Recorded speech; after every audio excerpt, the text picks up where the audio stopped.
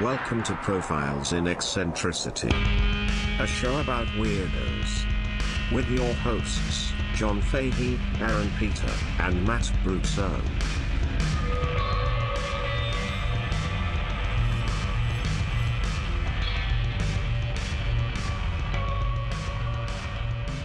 Hello, folks. Welcome to Profiles in Eccentricity. It's a show about weirdos, doggone it. My name is Johnboy. It is JBT. It is Johnboy time. And you wanted to know if it's after Fleshlight Scathings time? Fleshlight Scathings time? Yeah. You said, is it still Johnboy time even after Fleshlight Scathings? And I said, I think so.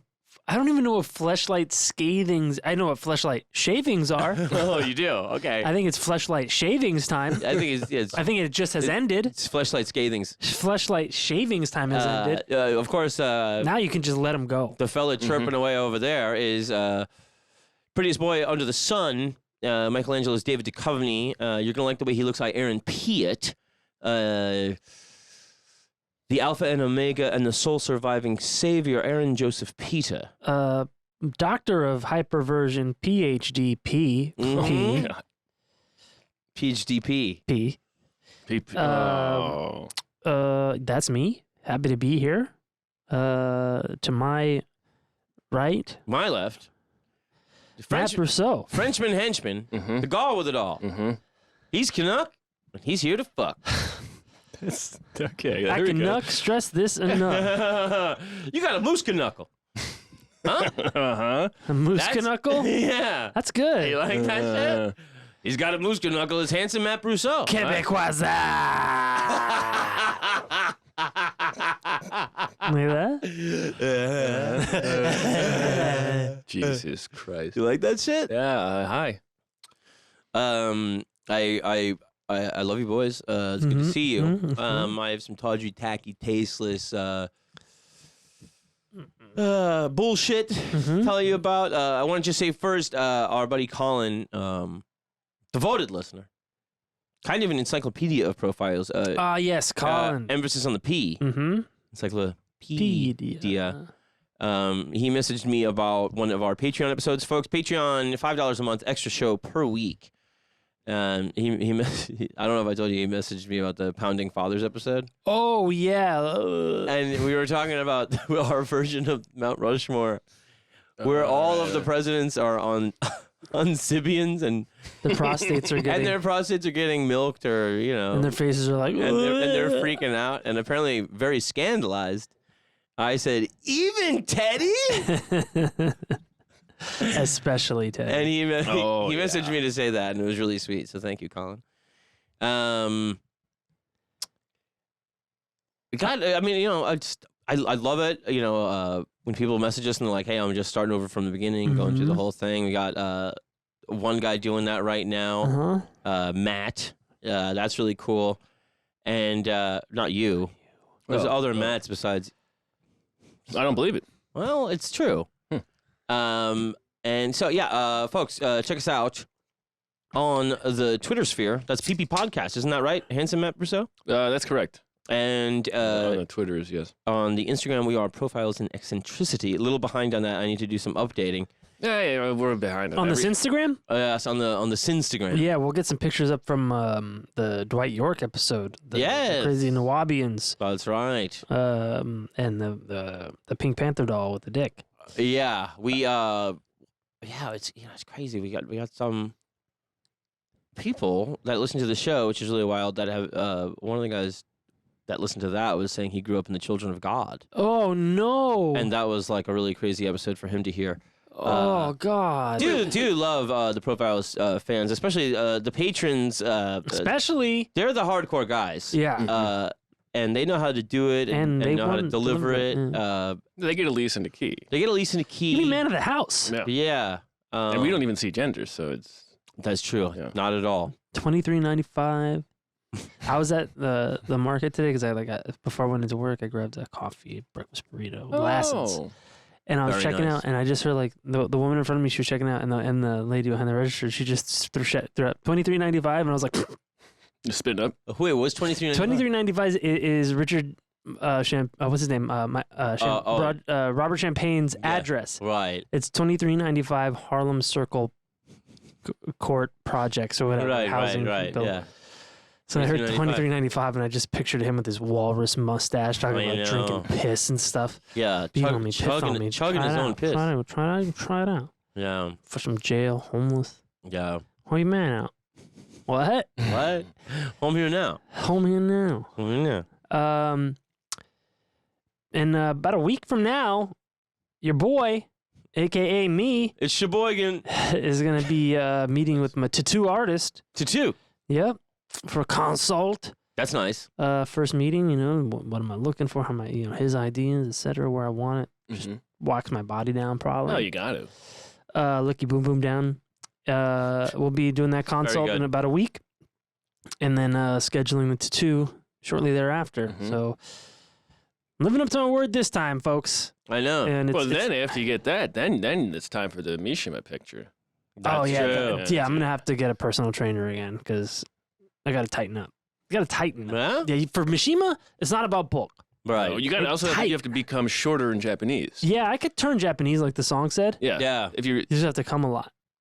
You have to come a lot? The song Turning Japanese is supposed to be about orgasming. Is that right? Because of what you do with your eyes when you're doing it. Are you shitting me? That's what it was. I've been listening to that song since I was 14 and never knew that. That's what Pop-Up Video when you started said. coming, too. Wow. But that might be, apocryphal, but that's what And then they would also say that about smoking weed. Getting that you look like Vietnamese peoples. What? Yeah. The specificity of that. Yeah, what they say. Wow, you must be part of the rich culture of the Vietnamese peoples. Yeah. Oh, you're just high, or you shaved. Yeah. Which is it? That's if you guys don't subscribe to the Patreon, you wouldn't know that my roommate saw me shave, talked to me for 10 minutes, Richard, and then he goes, "Oh, you shaved." And when he came in, he had seen me just exhale a huge hit of weed. And then I talked to him for 10 minutes, and he's about to go upstairs, and he goes, "Oh, you shaved?" And I was like, "Yeah." And he goes, "I thought you were just high." And I was like, "So high that the hair disappeared from my face?" Who's high? I was like, Here. I was like, "Yeah." I was like, "Yeah, you sound way higher than me." Oh, dude, I just thought you were high. Oh, man, I thought you were high. What? Huh? I was just like, "Yeah." Let him go about his day not knowing he's a psycho. Just kidding, Richard. I love you. I know you listen to the show.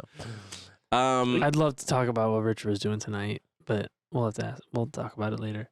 What he was doing in tonight? the kitchen. Oh yeah. That was cool. That was cool. We'll have to save that one. Yeah, we'll save it. We'll chamber it. Yeah. Do you guys like tacky shit? I love tacky shit. I like tacky on. Tacky on. Tacky on. Get over here. Yesterday. So in the early 1800s, we've got a strange situation in the city of Edinburgh. Edinburgh, Scotland. Yes. It happened to be one of the few places outside of like the Netherlands where they had huge advancements in the study of anatomy. They had started looking at people inside. That's right. And they were, doing this under the guise of any of the cadavers they got were prisoners, right. People that committed suicide. If it was, then it could be like orphanage kid, like fucked up shit like that, Basically, people that didn't belong to anybody, like they didn't matter. Yeah. But did you hear this? These aren't black lives here. Did you hear this story? Did white people? There's a story from last week where some lady discovered that her husband, his body had been done as for he'd been taken apart for like learning/entertainment purposes without her knowledge and without his consent. Entertainment? What do you mean entertainment? Like, they've stuffed them up with candy and dangled them in front of kids at a birthday party. Yeah, I don't remember. It's still happening today. Yeah, but and it's hilarious. it was much more taboo in the early 19th century because people still believed in even bodily resurrection. Well, plus, if you never knew if like you cut them open, then bats fly out. Really could really freak you out. Yeah. Or delicious, candy. Yeah, Sure. Fully candy. Yeah, but there was actually a thought that when Jesus returns, that your actual physical body would walk That's right. upright. So. Oh, so you needed to have your body together. You needed to have your body, yeah. Unless you're a prisoner and then nobody gives a fuck. Especially not Jesus. Yeah. Did not care for prisoners. He's like, suicide, don't get me started. Oh, boy. If there's anything. And then, Orphans? Jesus. yeah, you don't got parents? What are you, a loser? That's classic Jesus right there. So, they had, this thing where they were... I've got 2 dads. They're starting, to do, surgery. And so working on all these cadavers is, a huge thing. And they didn't have enough, right? So this created this weird grave robbing economy. And they called them resurrection men. They did not call them grave robbers at the time. They called them resurrection men. There just started being this economy of fucking cadavers. Let's get cadaver. And so the Abracadabra. the legality of it too was kind of touch and go because like they say in Coffin Flop, like you can film it because they have no souls, right? The same idea was applied. It's just dead bodies falling through shit wood and hitting pavement. Yeah. But the idea was you can't desecrate a grave. You can't certainly take the things they're buried with. That's a crime. That's property. Yeah. Right? But like a corpse, not strictly illegal. Laws would later be passed to change that. But so people knew that these things were in demand. So if you were from a more affluent family, you would do things like you would pay a guy with a gun to sit outside like your relative's grave, or you could pay for like a huge stone slab to sit on it for like say a year until the corpse had decomposed at a rate that it would be worthless to science. Yeah. Right. That's amazing. They'd slice into it and it would just turn into goop. Yeah. Slugs. But imagine me, you're just in the big gravestone business, or like you're the gravestone guard. That's a great gig. Gravestone guard, great gig. And then they also did what they called I think they're called mort cages, which is exactly what it sounds like. They're like shark cages for dead bodies. Cage around a coffin. Yeah. Dude, but what if you were one of those like dead ringer types where like you woke up and you were trying to get out? Oh yeah, you got to be Harry Houdini to do you're that. like, Jesus Christ, I escaped death and now I got to get through this fucking cage? If I got over the pearly gates, I think I can get out of a cage. I think I can dig myself out of 6 feet of dirt. Thank you very much. Satan's on earth. I grappled over the pearly gates, man. Peter was looking the other way. I was like, I'm heading right I back can throw there. my voice even in the afterlife. I dug a tunnel, went round and round in Ended up circles. right where I saw it. So yeah, they also have this thing where it's a straight up, it's a market, baby. Yeah. There's a demand. And, the market is not fulfilling that demand with the supply. And it's crazy. Government was getting in the way. Especially because we're kind of doing, like me and Aaron are one episode away from finishing Squid Game. And it's so funny because it is like this death pyramid that reaches the top of academia. And they just look the other, they're like, we don't fucking, whatever, man. Did you steal it? Okay, cool. We need bodies because... we're getting money for all this research. Everybody's doing well. We're getting a name for ourselves. We're getting prestige. And so keep them fucking fuckers coming, right? Well, that's not Squid Game. That's this current story. Right. Yes. Well, plus, first they're learning things. Yes. I mean, and then they have these open theaters where they're doing it, right? Where people are watching it happen. Yes. And so that it's completely changing the idea medicine. of it's completely changing medicine and preparing people for surgery. Yeah. To expect what you're going to get. One of you, odds are, one of you is going to need what we're learning to do right here, right now. Exactly. Yeah. So, give up your fucking dead. And that's why today people give their body to science for basically what was happening back then. Yeah. I'd prefer mine be shot out of a cannon. Well, it can be both. Yeah, it can you be got to both. study the ballistics of human corpses. Yes. What is it? Splatter? Does it explode in midair? I mean, the study of the human cannonball. Yeah. You know, what if two humans were shot at each other? we need to know these things. Yeah. Oh yeah, it's like the Hadron Collider. It's the two particles. Yeah, it's the Brad-Dron collider. It's a real big The Brad John Collider. Some guy named Brad. Some guy named John. Me. Ooh. So yeah, they have a thing where they're even like summertime decomposition, of course. Oh, God. Accelerated. £8. Okay. Winter 10.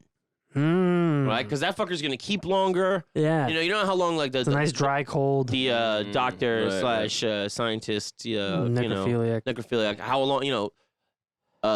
So yeah, the market actually fluctuated with the weather. Yeah, and maybe because maybe the ground's harder to get through too. Maybe. I suppose, yeah. But that was the thing too, is that the freshness of a lot of ins, a lot of outs. Yeah. But so it also, the freshness of it would mean a higher reward. And it also would mean that the ground is newly dug, so therefore easy to get to. Oh, right. And that's why you got to get your stone slabs and your mort cages and your guys with the gun and etc. But, it's clearly like a class thing at this point, right? There's the people that are still thinking like, oh, I don't even believe in science. Surprise, surprise. And then there's the people, like they're going like, oh, there's all these fucking collegiate motherfuckers that are now stealing my relatives. Yeah. Or, my neighbors are stealing my relatives and selling them to these, like the upper class, let's say. I can't afford a funeral. Here's £8. Sure. Yeah. I don't think it's too much money. Would you do me a favor and look it up? Sure. The £8, let's say 1820. So it's to the point that the residents are protesting in the streets, and they're starting to employ all these things, and they were still not getting enough bodies, right? And so they just didn't ask questions when one showed up. More than that, they left it open to, hey, when you get another one, let us know. So there was a Dr. Robert Knox, and he became a doctor in 1814. He had smallpox as a child. All scarred up. Blind in one eye, really, really scarred up, disfigured. And he was a physician at Waterloo, 1815. And he was in the Cape Frontier War, 1819, in South Africa.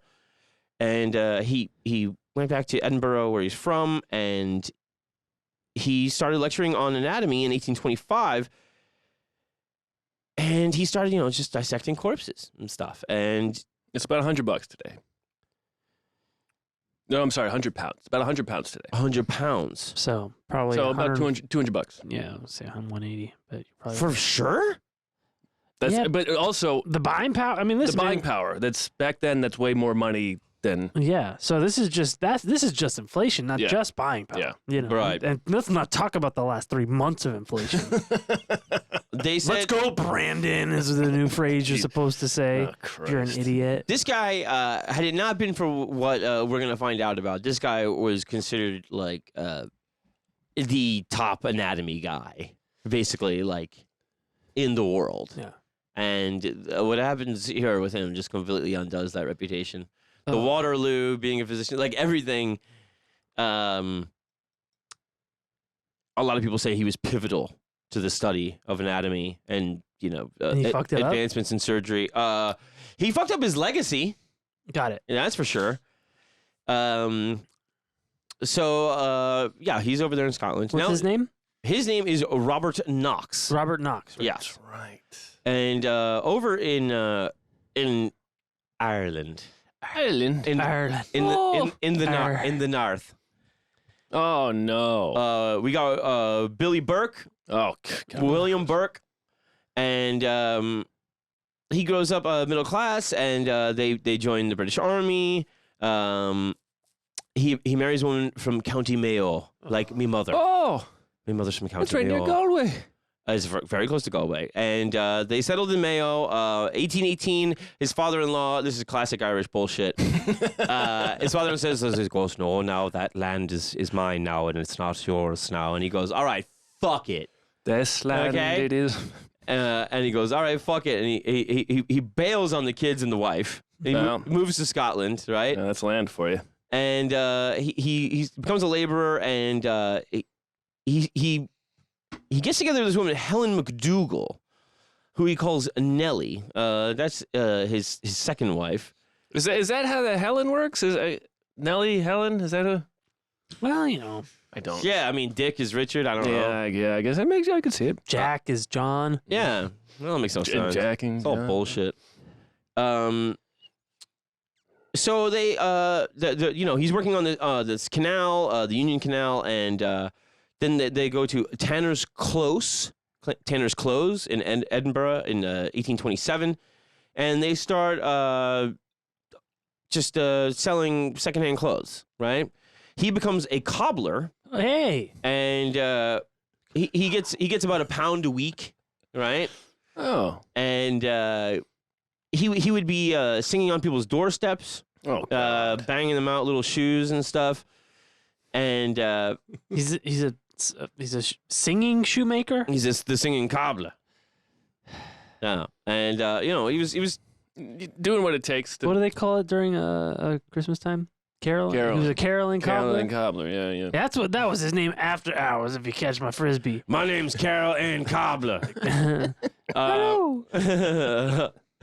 He starts going to a Presbyterian church meetings, even though he was raised Roman Catholic. He's always seen with a Bible, and then this other character, Billy Hare. We got Billy Burke and Billy Hare. Hare, Hare. Yes, like a rabbit. And they don't know if he was born in Armagh, Down, or Derry in Northern Ireland. Probably Derry, right? Fucking nuts, Newry is what they actually say. Newry. I live just south of Newry. Newry. They talk up and down like this here. Everything's a question. I think everything kind of goes up at the end. And good for them. So, they don't really know when this guy was born. He was around Burke's age. And he worked at the farms before he went to.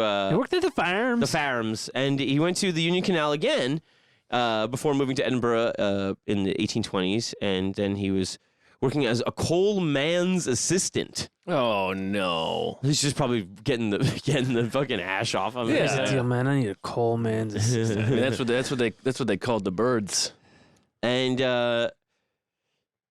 he was staying in a Tanner's Close, and in the house of a man named Logue. And these are all Irish names, but they're all from like Northern Ireland. Logue? UE, yeah, like Donald Logue. Yes, exactly. And they don't know if he married Margaret Laird. But Hare was known as into fighting, violence, illiterate, uncouth. Oh, uncouth, you say? The illiterate violence man? Quarrelsome, scars from old wounds. Would you say he was disagreeable? Yeah. Nonplussed. Not well liked? Amoral, but not no morality. But not immoral. And, he had scars from old wounds about his head and brow. Oh, all God. about it. Now, Margaret, his bride, clean as a whistle. She was also an Irish immigrant, and she was described as hard-featured and debauched Virago. Jesus. What the fuck is Virago? I'm glad you asked, Aaron. I love words, man. Dude, Virago is nice. Check me out one time like this. Borrowed from Latin, Yeah, warlike or heroic woman, literally man-like. So not a compliment, really. No. Based on the other words used to describe her. Also, a woman given to undue belligerence or ill manner at the slightest provocation. Shrew. Real credit to her race. A woman who is scolding, domineering, or highly opinionated. Again, shrew. Not a single positive statement other than warlike. Virago. That should be like a type of car. I think it should be a resort. Yeah, it's Virago, Las Vegas. Yeah. So wherever Virago, you go. That's actually like a really secretly brutal thing to call someone. I love it. savage. Yeah. Savage. Yeah, they don't mince words in this era. No. No one uses that. That's great. So Burke and I thought debauched was kind of it. Yeah, All of a sudden, like, debauched. Virago. I like debauched more. Debauched. So debauched, bro. I'm fucking nasty. So Virago. Oh my god, man-like, bro. Fucking shrewd. Man-like. Not even shrewd, just shrew. Yeah. 1827, Burke and his lovely bride go to Midlothian to work a harvest where they meet Hare. The fellows become friends, Yeah. but when Burke and his lovely lady return to Edinburgh, they move into Hare's lodging house in Tanner's Close. And the two couples, they get a reputation for hard drinking and boisterous behavior. Are they boisterous? Boisterous. Would you say that the Now, I told you this is tacky, tasteless. Would you say that the debauchery is? I don't know. That there's a synergy to the debauchery. Yeah. Yes. Would you say true like? Yeah, everybody's hammered. Yeah. Would you say that these are all like proto swingers? Yeah, oh, God, yeah. Proto fucking fist swingers. Whoa, that could go one of two directions, bro. And I like both of them. And I'm there. Manlock. I'm Trevor Manlight, Shrew, and Marsh. a.k.a. Richard Virago. Now, with these two hanging out, all debauched and debauched and debased, And you raven. it seems like things cannot stay well, right? So Were they well? on the 29th of November, 1827, Donald, he was a lodger. A lodger. He was staying at Hare's lodging house, and he died of dropsy. Oh, not the old I've heard of dropsy. dropsy. Yeah? Yeah, it's an old timey word. Yeah. Tell us what it is, Aaron. I can't. It is. It usually means someone killed you and they're covering it up. No, it's It's a condition. yeah, it's a fluid retention swelling. Yeah. So you just like you just gout. blow up and die. Basically. Yeah, probably from some striking, if not some it's like- overindulgence. it's like- I just saw some guys with dropsy, man. They look like they're about to blow. So he was about to get his army pension, this fellow, and he had back rent to Hare, and £4. Huh. I mean, Jesus, That's 400 quid. and so Quid game. So Hare goes to Burke and he's like, this fucking dropsy motherfucker, he owes me £4, and he's dead. And Burke says, you know, let's sell him. Let's sell him to one of these fucking science lads, Oh right? yeah, that's £8 right there. We'll pay And- the rent and then we'll get another 4 quid. Oh yeah. And so Let's drink it off. a carpenter makes a coffin, and the local parish pays for the burial, and they take the body out of the coffin, they hide it under the bed, and they fill the coffin with bark from local tanners, and then they seal that fucker back up again, and now it feels all heavy and shit, right? There's a body in there, sure, right? My name's Burke. Put bark in there. Yeah, Same. it's the Burke bark. And so the day the coffin's taken out, It's a Burke canoe. yeah, they take the body out and they take it to Edinburgh University, and they They don't even have like a buyer lined up. They're shopping dead bodies. So they just showed up with a shopping cart with a body on it and said, "Is anyone?" Yeah, I think it was maybe bodies. I think it was maybe Anybody? the chest they added in. But yeah, they're just probably doing that thing like Central Park. Bodies, Molly, corpses, cadavers, coke, pussy ass bitch, coke, cadavers, horse, undead. They're just whispering it to everybody they walk past. Bernie's. Bernie. I got Bernie. It's on the weekend, but And so they go looking for Professor Monroe, and another student sends them to Knox, his premises on Surgeon Square. And why didn't they go there in the first place? And they deal with all the assistants. They don't deal with Knox himself. Of course, no, it's smart. That's a good you deal. gotta have a buffalo. Yeah. And so Knox buys it for 7 quid 10 shillings. Oh, he talked him down. Hare gets 4 quid 5 shillings, and Burke takes the rest because of the back rent that old Donald owed him, right? Yeah. And one of the assistants says, "Hey, never find another one. Wink. Let us know." Hey, pal, if you got more Bernies, we got more. And so after that, we start manufacturing cadavers, I'm afraid. I'm sorry. Could you manufacturing cadavers? Yes. That's the title of the episode. I would like to call it clowning with cadavers. Clowning with them? or fabrication. Yeah. bros with bodies? Cadaver fabrication. The Great Corpse Caper. Or let's take a little break, and then we'll get into some of the chicanery. The Corpse chicanery. Yeah. We'll be right back, folks.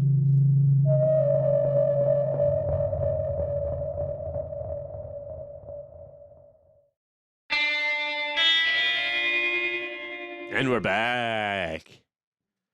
Now Manufacturing cadavers, you say? you like that sort of thing, don't you? I think it just has a real nice ring to it. Thank you. Thank you, boys. That's very sweet. Don't do it. No. So you know, these things happened some time ago, I'm afraid. Oh, good. It probably still happens today in some. Well, I mean, now They're probably manufacturing counterfeit cadavers. Yeah. probably growing them in 3D printers. Oh God, there's the in China. The surgeon has VR goggles on. Yeah. So what they're thinking happened next? What do you? The historians okay. are they're a little divided on the order of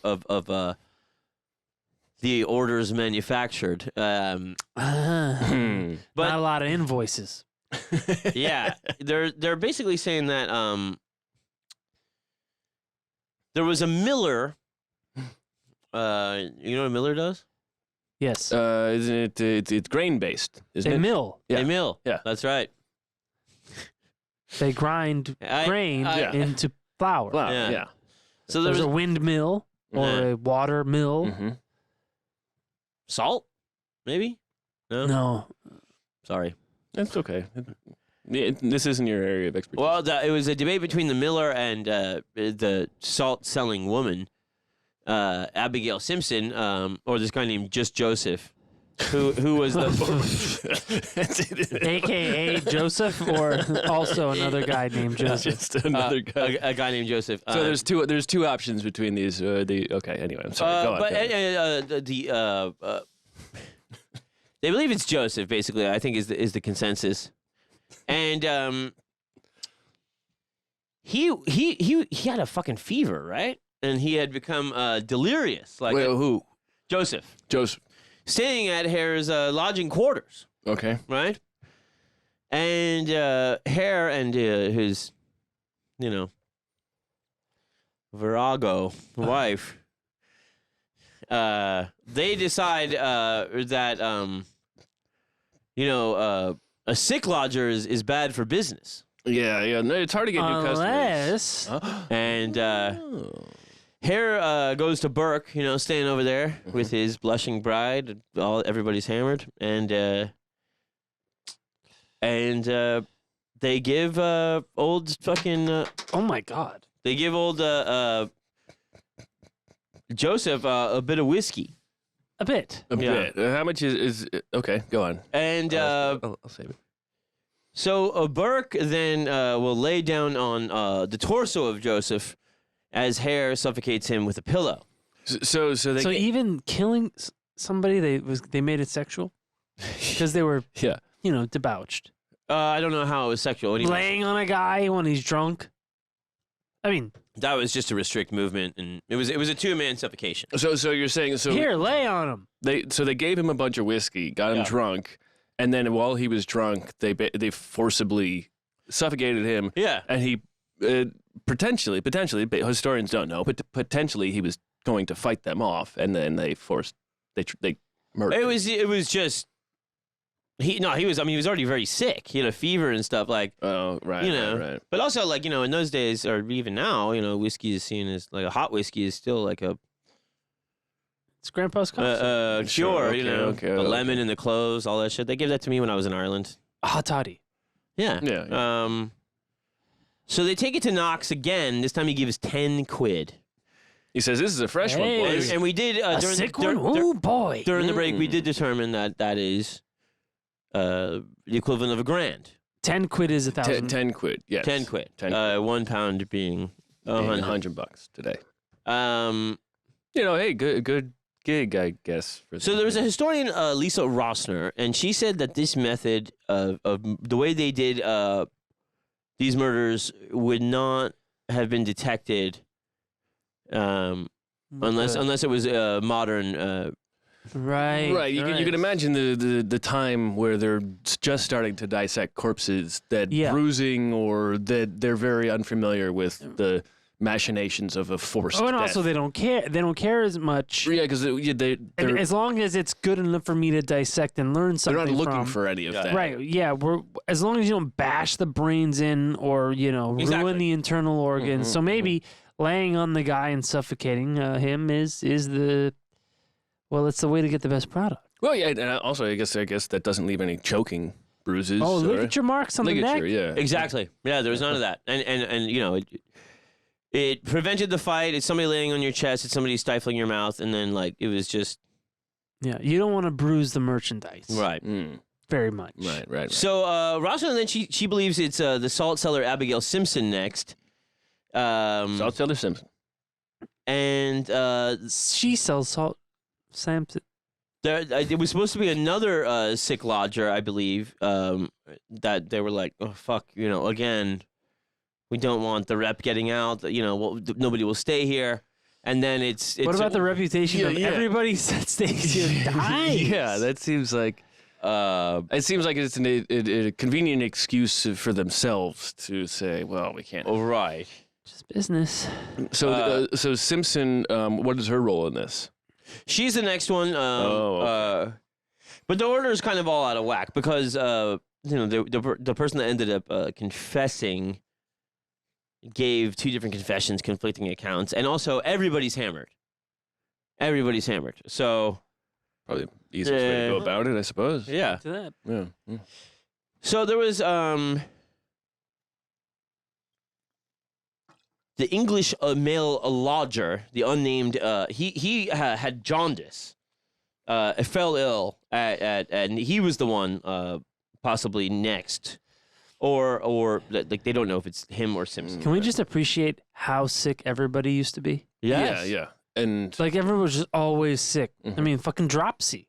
Yeah, this guy just blew up. Yeah. Dropsy just got big.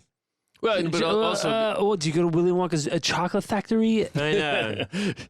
But before it was Dropsy basically meant he's dead now. That's how we know. Before that, it's just like, I got something. He had general swelling. Swelling is what it is. He had gout of the body. They all had general swelling, from. I'm general swelling. What of it?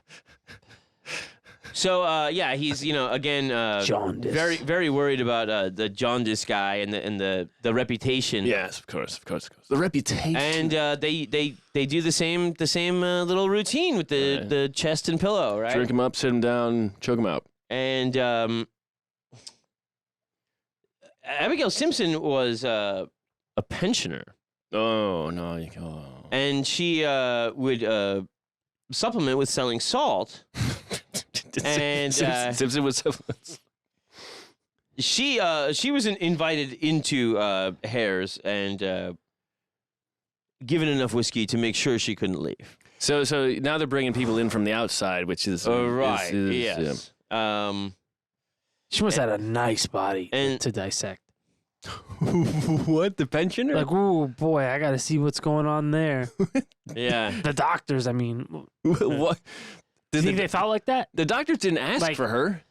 No, but they said, you know, you bring anybody in. I mean, listen, if you're fucking. They're like, she's really salty. Like, what's up with that? Yeah, Yeah. oh, let's cut her open and She see used to how sell it. much salt's inside. But also, like, maybe she had a real nice balcony. Oh, maybe. And, like, oh, these doctors really want to know what's going on under that sweater.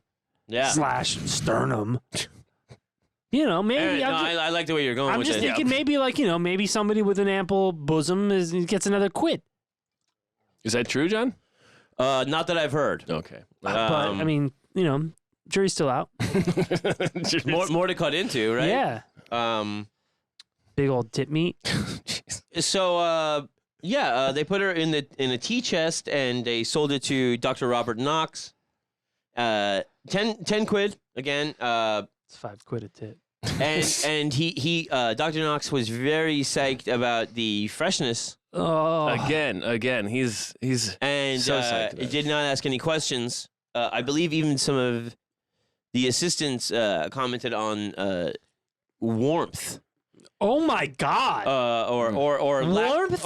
lack of cold at the very Yeah, least. it's like, wow. No. That is a red flag. She hasn't even rigor mortis. She's still wet. She hasn't even done the hardening yet. Nipples. It's fresh. I've got rigor mortis. Oh, I'm the one who's stiff. Jesus. It's sick, Matt. Jesus It's sick that you would say that, but it's right. That assistants commented on the warmth That's savagery because, like, they weren't burying people for a few days after they died. yeah. Yeah. You know, they don't do that now. It sounds like a phrase like that is the assistant's going, this is really sketchy now. And this is the third person they brought us. So then Each time they're warmer. Margaret Hare, she invites God damn it. She invites an old woman, gives her enough whiskey to pass out. Hare comes back and covers her mouth and nose, and just leaves her. And she's dead by nighttime. And Burke comes out. They go to Knox, another 10 quid. What, they knock on his door at like 2 a.m, like, we found one. We found another one. They're fucking right now. They're wasted too. I Like, mean, it's Surgeon Square, so like you have like his home address, right? Yeah. Give me that. If we stop now, science will have failed. Heat is life. And this one's quite warm. And so Burke meets 2 gals. We got Mary Patterson and Janet Brown. No, we And- used to. He invites them back to his place. Now check this out, Aaron. You can use this, right? I can use this? Yeah. Jesus. He's doing a late night host shit. Yeah. You're going to love this. You're going to want this one, Aaron. I'm like, yeah? I'm the band leader, huh? You say, Jack. He bought the 2 women alcohol. He bought what? Bought the 2 women alcohol. Oh. Oh, wow, what a Before gentleman. inviting them back to his lodging for breakfast. That's a classic. G'day, wake Oh, like you a for pickup line. breakfast. Hey, want to come back to my place? You're right. Yeah, It's at nighttime. yeah. Want to come back to my place for drinks? Maybe we're going to have some breakfast. Yeah. Maybe someone will eat you out. I told you can use it. Am I wrong? No, it's really good. It's really good. It's Thank really you. good. I'm not a big breakfast fan, but I like that. Yeah, well, they can have breakfast. Yeah, women love breakfast, too. Yeah. Tell me I'm wrong. I'm not. I mean- I'm not going to. Yeah, it's just. That's a gross generalization. It's not that gross. Kind of hot. Yeah, we just don't like it because we drink. Well, yeah. usually I don't wake up early enough for breakfast. The 3, with that pickup line, leave the tavern with 2 bottles of whiskey. Now that's nice. Oh, God. And they go instead to his brother's house. Huh. And his brother left for work. Oh, so I guess maybe it is the morning now. Some pickup line. And the women, they drank all night. the women finished the whiskey. Mary fell asleep at the table. Burke and Brown continued talking, but they were interrupted by Mr. Burke's blushing bride McDougal, and then she says, "You guys are fucking whatever," and it's like, "No, we're talking, right?" So his brother's wife, his wife, Yeah, his wife, Burke's wife. I'm working here. Yeah, Burke's wife shows up at his brother's house. yeah, and She knew the game. So he throws a glass at her, Oh God. cutting her over the eye. And once he saw blood, he was like, Janet Brown steps up. She says, "I didn't know you were married," and she bails. Then Burke's bride bails, McDougal, and she goes to get Hare and his Virago wife, right? And they come, and the two guys, Hare and Burke, they lock their shrewish wives out of the room, and they kill Mary Patterson in her sleep. Virago again. Girls, what's my weakness? Man. So they bring the body to Knox in the tea chest again, and Miss McDougal kept Mary Patterson's skirt and petticoats. They fit just fine. And they were paid £8 for this corpse, which was still warm when they delivered it. "It's too warm, Dude, lads." that's Ferguson, one of Knox's assistants, asked where they had obtained the body, as he thought he may know her. oh. And Burke says, well, she drank herself to death, and then they purchased it from an old lady. We had our way with her 4 or 15 times. Knox, Purchased her from an old lady. Yeah. It's such a. yeah. This old lady had She her. was a witch. Yeah. And Knox is delighted with it, keeps it in whiskey for 3 months before dissecting it. Wait, I'm sorry, what? Yeah. Well, she had drank so much whiskey that he wanted to keep He the said, equilibrium. "Oh, this is a hot one. We got a live one here. I'm gonna keep it in whiskey." Yeah. Well, they didn't. I don't think did they have embalming fluid, but Right, they exactly. I'm sure formaldehyde. They had formaldehyde. They did have. I'm absolutely Yeah. certain that they had embalming fluid. They had Are you? formaldehyde. Something. I mean, Well, they had the art of embalming had been around since Egypt. Right, Oh, but they, yeah, they, yeah. they had whiskey. Yeah, They probably had more whiskey I than mean, hey, anything else. Why not just use whiskey? They Yeah. clearly Yeah, maybe had they too didn't much have whiskey. formaldehyde or whatever. But I mean, Who's to say?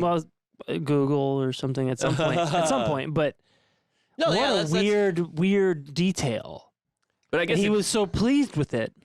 Well, I mean, it's whatever they were using, they were at the forefront of anatomy at that stage, so it must have been a fair method. Yeah, I guess. But I'm just so that what an I mean, just the So her one of his assistants said, "Oh wow, so warm. Also, where did you get her? I might know her." Yeah, my name is Buck, and I like to fuck type of thing. Right. And then Canuck, and I love to. and then Knox is like, "Oh, I mean, the balcony is still intact, all that." He's not saying that, but But I that's like, what he's saying with what he's doing. right. He's like the nipples are still erect, and That's what I mean. It's that fresh that I got to put in. Oh boy. so I'm sorry, I'm when just- Jan- No, old boy's right. I'm flummoxed. Old boy's right. I'm scandalized. it did, you should be scandalized. This is some scandalous This shit. is some scandalous shit. Now Janet Brown shows up. She goes, "Hey, where's my friend fucking Mary Patterson?" You They know, go with like, the balcony. and they go like, and they say, "Oh, she's full of whiskey, right?" no, they said she went to Glasgow Oh yeah, she just took off with a traveling salesman. Oh no. Yeah, she's drowning in whiskey. Now, Mrs. Haldane stayed at Hare's, and she became drunk, and she fell asleep in the stable, Mm. Oh God. smothered, sold. Her daughter stayed at the house, probably looking for her mom, and her and Burke had a big old drink together. Huh. You know, Yeah. Wait. You Burke? don't say. Burke. Oh yeah. yeah, not Knox. I'm sorry. And he killed her. How old was she? They don't say. They say that her mother was a stout old woman. So Got it. I think Burke was always just like getting hammered and thinking like, am I gonna fuck this person or kill Or them? am I gonna have to make some money tonight? Yeah. Right. Are we gonna fuck or am I Yeah. getting paid? Let me tell you, if it's looking iffy, I just got a job. What? Good. You fucking asshole. So he takes that one solo, right? Without Hare in the picture. He's branching off. Does Hare get? And he takes a T-chest again to Knox. He gets all the money. £8, right? And another old woman joined as a lodger. And $5. It's kind of amazing to me how many. she was a cinder gatherer. Oh no! Remember that old trade? Yeah, Cinderella. Yeah. Is that really where it comes from? Yeah, Cinderella was. They called her Cinderella because she was the one who swept up the fucking cinders. I didn't know that either, but it makes I sense. mean, I also haven't seen it since I was like 7 or whatever. No, I I don't mean, think they don't explain it. They in don't the- necessarily explain They it don't very talk about much the- in the Disney motion picture. They don't go into the dumpster diving or anything. No, they don't get into the freaganism. They or don't any talk of about that her shit, ass or man. that, They don't get no, into it's- the gritty origin story. But Cinderella, it's her name's Ella. Yeah. Sup, Ella? Yeah, the cinder. Yeah, that's not the best gig, but I think it says a lot about the society at the time that there's just Now Spinderella. Now she's the hot one. yeah. Shut the fuck up. Spinderella from Salt and Pepper. Yeah. Dude, balcony, hold on. Above salt and pepper? Well, My buddy Joe Salt says and Pepper's here, and we're in effect. Joe says the same thing. I think that's preposterous. That's why I brought it up. I know. You like to But I like Spinderella. We saw her. We did look her up recently. Keeping it together. Yeah. Yeah, she does spin class. And your weakness is men. My weakness is men. And There I go. the That's like 3 fucking Salt and Pepper jokes. yeah. Very good. Effie was the cinder gatherer, and she would go through the bins, scavenge. And Burke was like, "Hey, I know fucking old, Cinderella over there." I got some trash. And she would sell him bits of leather for the cobblings. Leather. And he wooed her into the stable with whiskey, and then him and Hare took her out.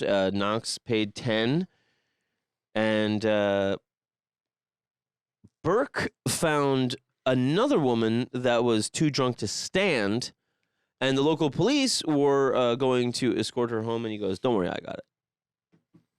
I know she's a bit unstable, but I got myself a stable back there. It'll be fun. He's like, He's "Don't Australian now. Don't worry, mate." Sorry, He goes, it's been a long night. imagine the fucking cops just being like, "Oh, you're gonna take this helplessly drunk woman home?" You, sir, the one who sells corpses. All right. Not even if you Strange man. just Excuse me, strange. just a strange man. like a strange man in search of a helpless woman, But and then the cops going like, "Oh yeah, cool, fuck, that's tight. Yeah, you take her home." It's just less work for the cops. They don't care. And And then- it's also about time where everyone's so. Yeah, You know, for Christ's sake, donating your body to science is taboo. So like, Yeah. it's this weird post-Victorian mentality of morals where like, oh, well, of course she'll take her home, and also we don't want to know what he's going to do to her. Right. Well, actually, isn't it Victorian? And I think it may be 1820s. Or maybe it's 20s. pre-Victorian. Would that be Edwardian? It'd be Edwardian. I guess. Well, look it up, please. Yeah. Hey Siri, when was the Victorian era? Wow, this really. It happened from 1837 to 1901. Okay, pre-Victorian. Yeah. Victorian, so Edwardian, I think. So No, it's real. It's a real. Either way, it's still pretty hot. Yeah. So yeah, this poor helpless woman raises another 10 quid. Oh God. Don't forget, split between 2 men. So we're looking at $500 each So I mean, To kill. what for a murder. what is the? How often is this happening? Like, so how often are they each making $500?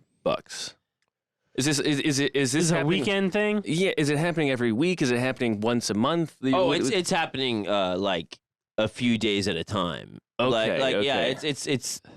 it's fairly frequent. And yeah, I guess he does run a lodge, so you can be like, oh, I keep I getting got all a these lot of old. sick people in my Yeah. lodge. The whole yeah. thing goes through a year. 1827 to 1828. So you've named already 10 people? No. We've probably done like 6 or 7, yeah. Okay. So it's a monthly occurrence. Yeah. Yeah, I guess that's about approximately. So yeah, I mean, they are clearly like the wives are in on it, right? Yeah. The doctor is purposefully, like, unwittingly in on it. Mm-hmm.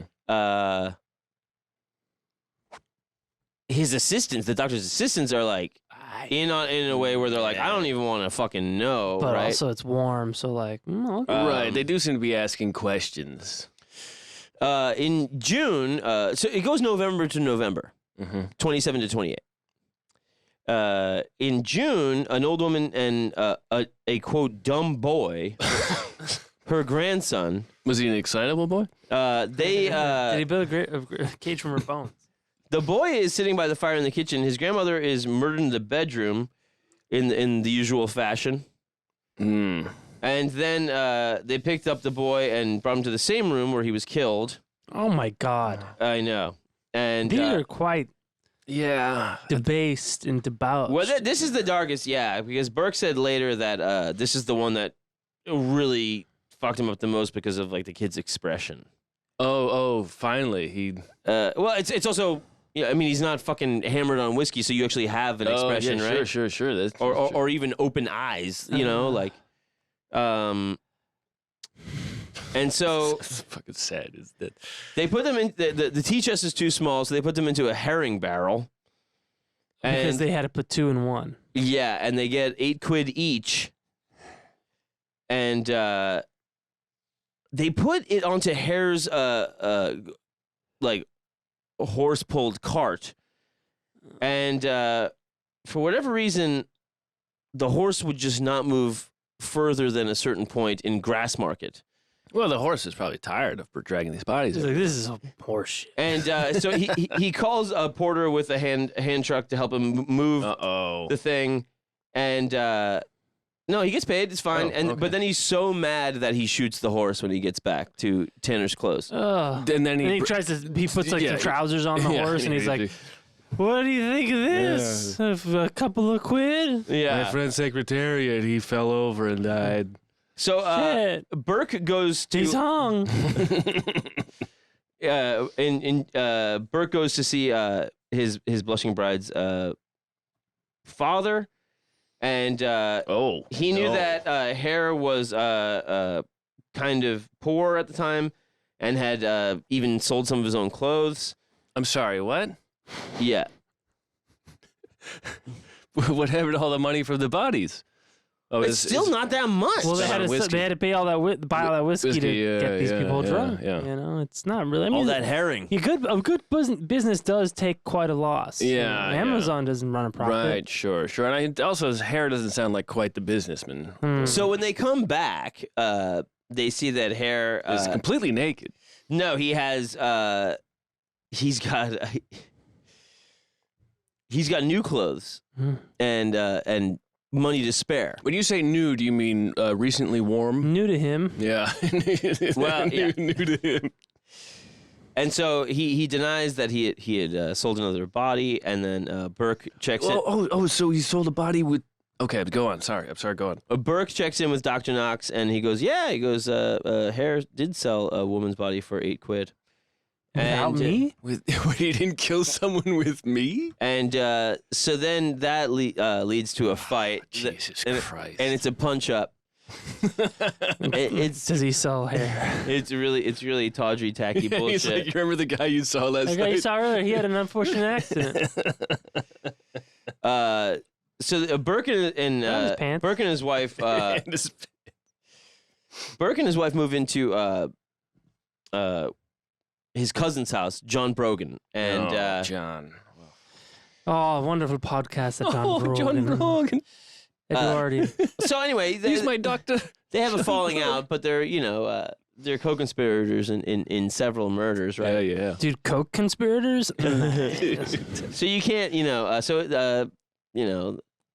they get, they patch it up, right? And They sew it together.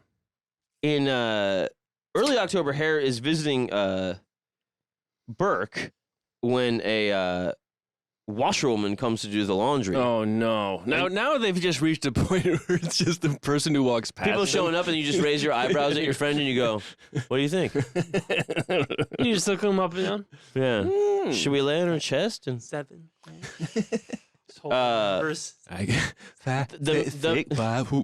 the men got her drunk and killed her. Oh, you're here to do the laundry? You want some whiskey? Would you like to have whiskey with 2 men? Why do they bother getting her drunk? Just because it's easier to smothercate them? So they don't feel as bad? It's also them getting drunk.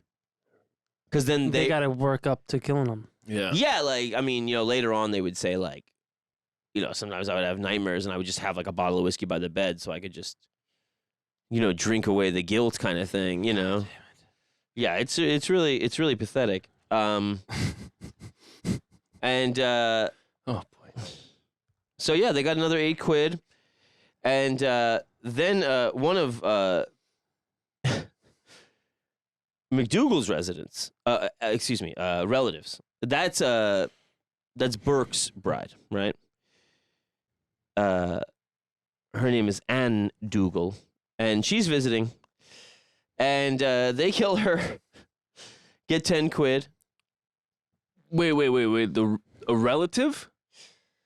Yeah. His wife's relative. Yes. I mean, The Virago-in-law. No, that was Oh, sorry. that was so Margaret is the one described as the Virago. But after that, Margaret Hare, Billy Hare's wife, he suggested killing.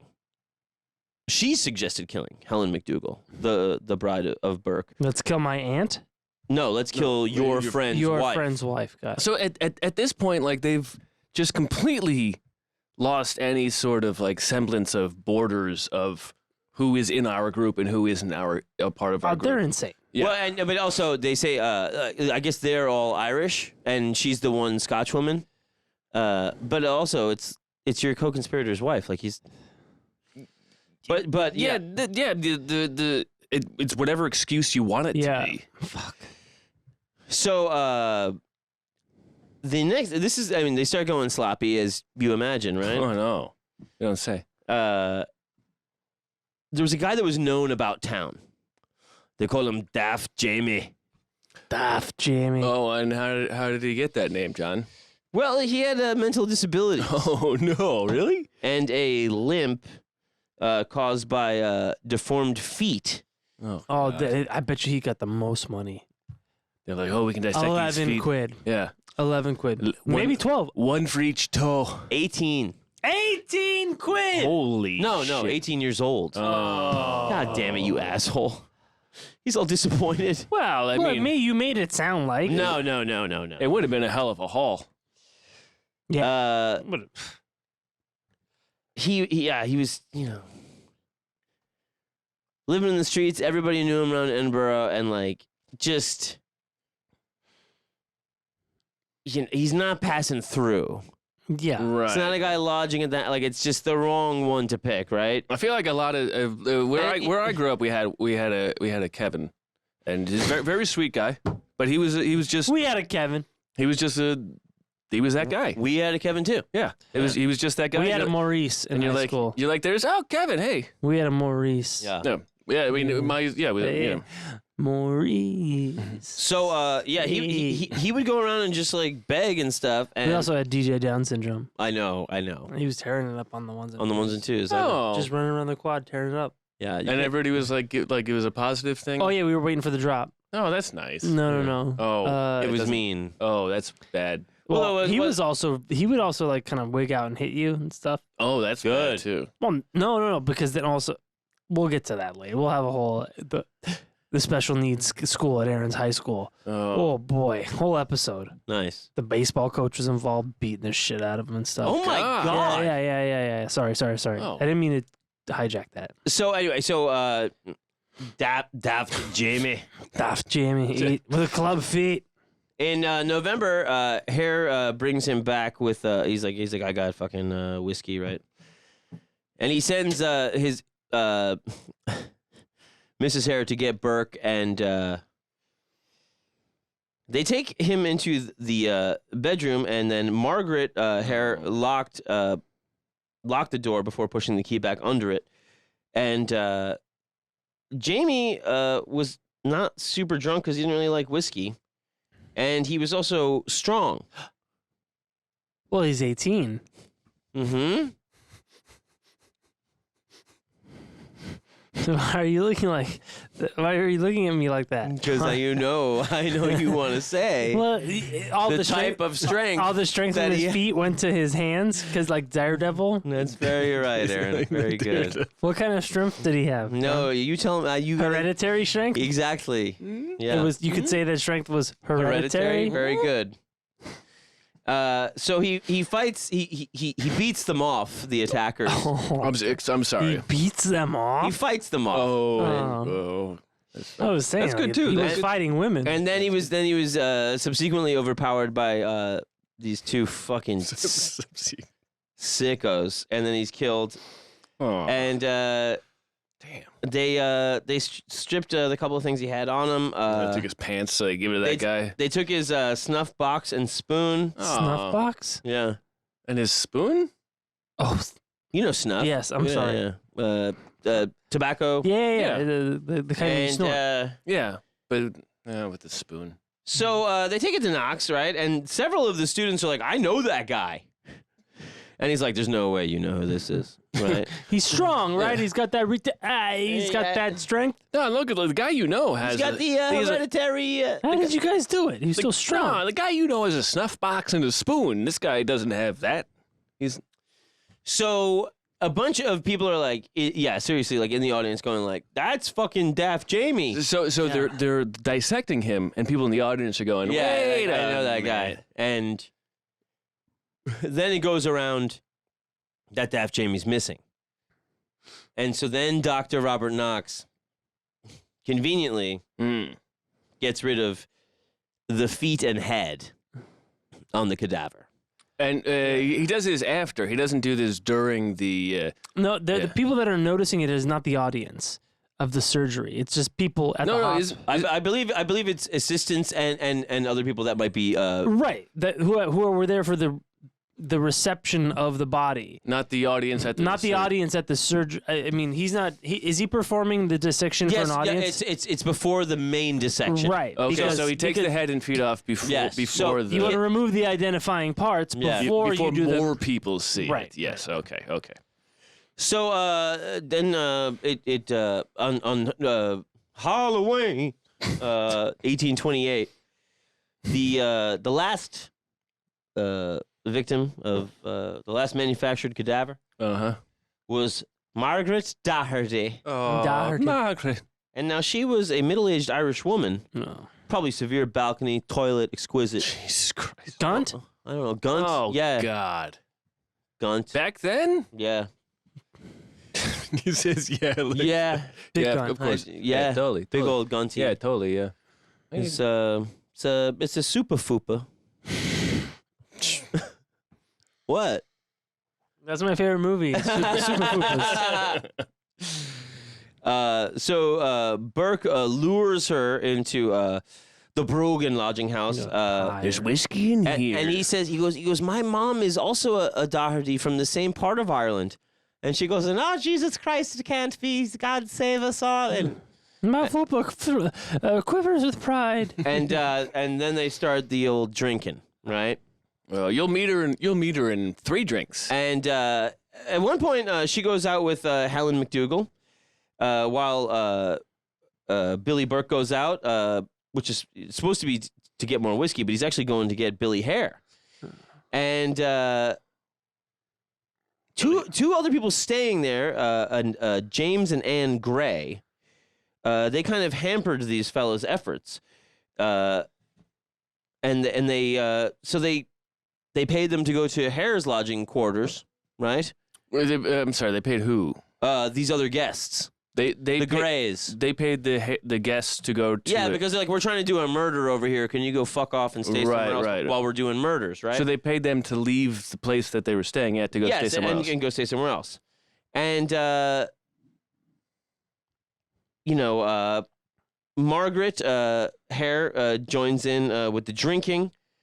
And the Greys come back around 9 p.m. and to get clothes for their kids. Oh, I forgot my kids' clothes. And they see Burke, Hare, McDougal, Mrs. Hare. Everybody's hammered and Doherty. And they're all singing and dancing, carrying on like fucking trash. That's nice. Carrying on like fucking trash. I know. Trash. Listen, I'm saying this is exactly what my whole family did without the murder. All the time. And murder seems like an option. So even though Burke and Hare get into another punch-up that night, yeah, it's amazing the guys who hated each other could run this scam. They still get it together to kill old lady Doherty. Priorities are priorities. Imagine. Yeah, fucking asshole. Oh, fuck you. Couldn't stand Let's you. put aside our differences now. All Kill right, this all old right. woman. I love your life. And they put her body in a pile of straw Oh, in the at stable. the end of the bed. And the Greys come back, and Anne is like, what the fuck's up? Oh, who left the body in the bed? She's trying to go over and like get her stockings, and he's going, "Oh no, Oh, those aren't yours. Those are on her feet. He goes, "I don't think those," He's Scottish. and he goes, Then they're left alone for a little bit, the Greys, and they go through the straw and they find old Mrs. Doherty. Oh no, it's just a cadaver. Blood and spit on her face, Sputum. She clearly Rasputin? Clearly spitting up before she expired. Yeah. Oh, Sputum? Barely know. Rasputin. And they're off to see the constables, right? To alert the police. They say, officer. And on their way there, they run into Sweet Lady McDougal, who's in on the whole murder conspiracy. No. And she offers them 10 quid a week to shut the fuck up. Oh, that's a body a week. She doesn't have that kind of money. And they go like, oh, I don't think so. That seems like a bad move. And so while they're being reported, Burke and Hare take it to Knox, and the police come and they find her bloodstained clothing hidden under the bed. Hidden under the bed. Yeah. I mean, they're hidden under the bed. And Burke and his laziest. Burke and his wife McDougal, they give different times for when she left, and so they bring them for questioning. And then they go to Knox's dissecting rooms where they found Doherty's body, and Gray said, "Oh yeah, that's the fucking woman I saw drinking with these guys." And whose club feet are these? Hare and his wife were arrested, and so that brought the total to 16 people Over a year murdered by Burke and Hare. And Burke said later that him and Hare were generally in a state of intoxication. You think? And generally. What a convenient excuse. When the murders were carried out, he could not sleep a night without a bottle of whiskey by his bedside and a 2-penny candle to burn all night beside him.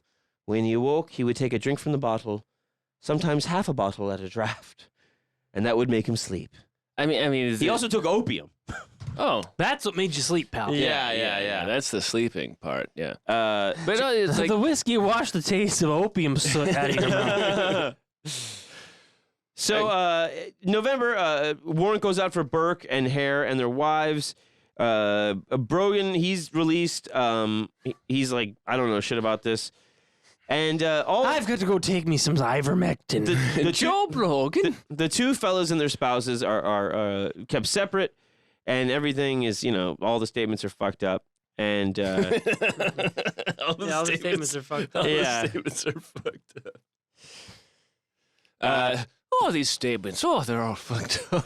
They got 2 forensic specialists in to look at Doherty's body, and they said it was possible it had been she had been murdered by suffocation, but not proven. And this is what Lisa Rossner was saying, where she's like, modern forensics is the only thing that could actually detect pure murder in the method they did it. So in that way, they were quite smart. No, back then they go, she's dead.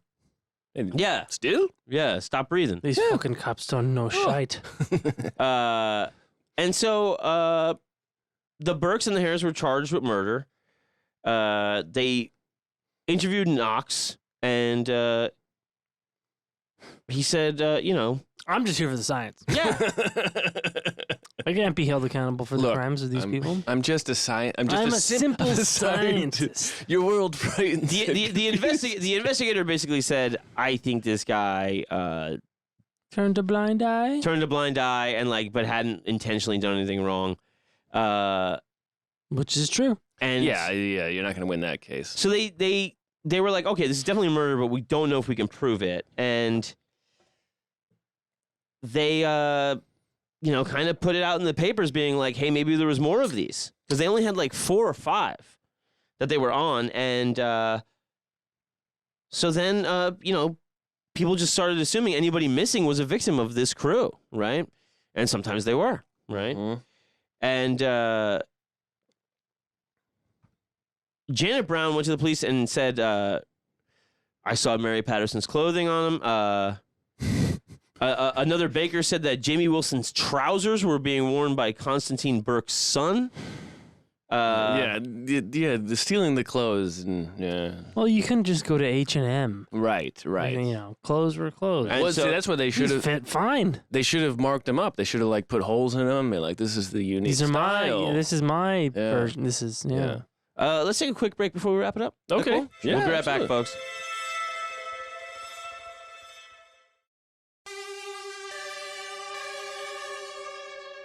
And we're back. Gulp. So what they're going to do here is they want to do the classic move of isolating one of the participants and getting them to turn king's evidence, which they do with William Hare. And he can't testify against his wife in the law at the time. Oh, right. Yeah, one of those old rules. Exempt right? from prosecution. And so he made a full confession, all the murders, and the prosecution said there's enough here to go ahead with it. And 4th of December, formal charges are made against Burke and his bride McDougal for the murders of James Wilson, Daft Jamie, Mrs. Doherty, and Mary Patterson. And they don't place any charges against Dr. Knox. Right. But also, they don't charge him for as many as they've done, just the ones they know about. You're Right. talking about for Billy Hare, Yeah. not Knox. Knox, they don't charge anything. But you're talking about Billy Hare. Yeah. No, he's immune. No. But I'm just saying they only charge Billy for the local. Well, they don't kid. charge Billy because he confesses. Yes, Oh, but they charge out all they the other charge fuckers. Burke and his for, wife for the local kid and just 3 of them. Yeah. So the newspapers start coming out with stuff, and the local opinion is very much biased against Dr. Knox. And many in Edinburgh thought he was quote sinister ringmaster who had Burke and Hare dancing to his tune. And a lot of editorials saying he should be in the dock with the murderers, creating the financial impetus for. I mean, it is a thing where it's not Squid Gamey, but it is like, all right, here's all these rich folk and It's Squid Game. and they're telling you like, listen, we don't even care if fucking you dig up your relatives, like just do whatever it takes. I don't care, man. Do you think this is a cultural thing of people being scandalized by him cutting up corpses, or what? Why? Well, why is the public clamoring for him? The science is new, And he's a mad scientist. and Yes, and yes, it- yeah, to them. sure. and this is it's a. I mean, It's weird science. there's also And not in a superstitious hot way. people, right? And they're Right. still thinking that maybe there's going to be a bodily resurrection. Mm-hmm. And now it's crossed into killing Right. for medicine, right? And Look what this has wrought us. so they've actually they had a new term that came out of it called burking, which was they had a rhyme in Edinburgh, which was up the close and down the stair. But the ben with Burke and Hare. Burke's the butcher, Hare's the thief. Knocks the boy that buys the beef. Oof. They had a lot more time back then to, sing these Rhyme. things. Yeah. It's just they wouldn't. It's not really TikTok friendly. Well, maybe it is. 10 a.m. Christmas Eve, 1828. Excuse me. They have a full court at 9 a.m. and a huge crowd outside. There was 300 constables on duty to prevent disturbances. Mm-hmm. Also infantry and cavalry, because the mob is mighty in these days. And it goes through the night to the following morning. It's an all-nighter case. And Lisa Rosner, the historian, said, even a formal postponement of the case for dinner could have raised questions about the validity of the trial. Right. What were they eating? Human? Everybody was going like, let's fucking get this sorted out. Yeah. When the charges were read out, they objected to McDougal and Burke being tried together. And Burke's defense lawyer said he was connected. He was charged with 3 unconnected murders, committed each at a different time and at a different place in a trial with another defendant who is not even alleged to have had any concern with 2 of the offenses of which he is accused. And then they went on for that with like hours about the objection, and the judge decided for a fair trial, it should be split into separate charges for the 3 murders. And the prosecution goes for the murder of Doherty first, because they had the body and most of the evidence. And so they plead not guilty to the murder of Doherty, and there's a list of 55 witnesses that included Hare and Dr. Knox. And Knox avoids getting questioned in court. One of his assistants goes up, David Patterson, who had been the main person they dealt with for the delivery of bodies. And so he confirms that happened, and Hare goes up, gives this and takes the stand, and under a cross-examination, he says that Burke was the sole murderer, and McDougal had twice been involved bringing Doherty back to the house after she had run out. Hare stated that he had assisted Burke in the delivery of the body to Knox, and he was asked about other murders, and he didn't have to answer because he was King's evidence, and they were only talking about the murder of Doherty in this case. And then his wife, Virago, she enters the witness box, carrying their baby daughter who has whooping cough. Oh, God. Okay, that seems like... Well, you don't want any sick babies around. Yeah, people might not lodge at your house. Right, I mean, what she's going to kill the entire court and then they bring him over to Knox? I mean... And so she would use the child's coughing fits as time to think carefully about her answers. Sake. And then she is hitting the child. And then she would just say, like, I don't remember. I have a terrible memory. And the final witnesses were 2 doctors that said they suspected foul play, and there was no forensic evidence to support murder, and there was no witnesses for the defense. But they wrapped up at 3 a.m. And Burke's defense in the final statement went on for 2 hours. McDougal's defense lawyer went on at 5 a.m. And the prosecution wrapped up, and the jury retired at 8:30 a.m. This shit went on all fucking day and night. Hours. Yeah. Well, it's one way to keep the mob at bay. 8:30 a.m. Christmas Day now. Yeah, Right? the mob is smaller now. They come back 50 minutes later, and they're like, guilty, guilty, guilty, baby. The charge against McDougal, his wife, not proven, which is not innocent. Right. Misdemeanor for murder. The judge, Boyle, told Burke, your body should be publicly dissected and anatomized, and I trust that if it is ever customary to preserve skeletons, yours will be preserved in order that posterity may keep in remembrance your atrocious crimes. To this day, his body does still remain on display. Oh, in whiskey? Even Teddy? Oh. McDougal goes home. She goes to buy whiskey. She's met with a mob, an angry mob, and they're not thrilled with the not proven stuff. She's taken to Fountain Bridge, the police building there, for protection.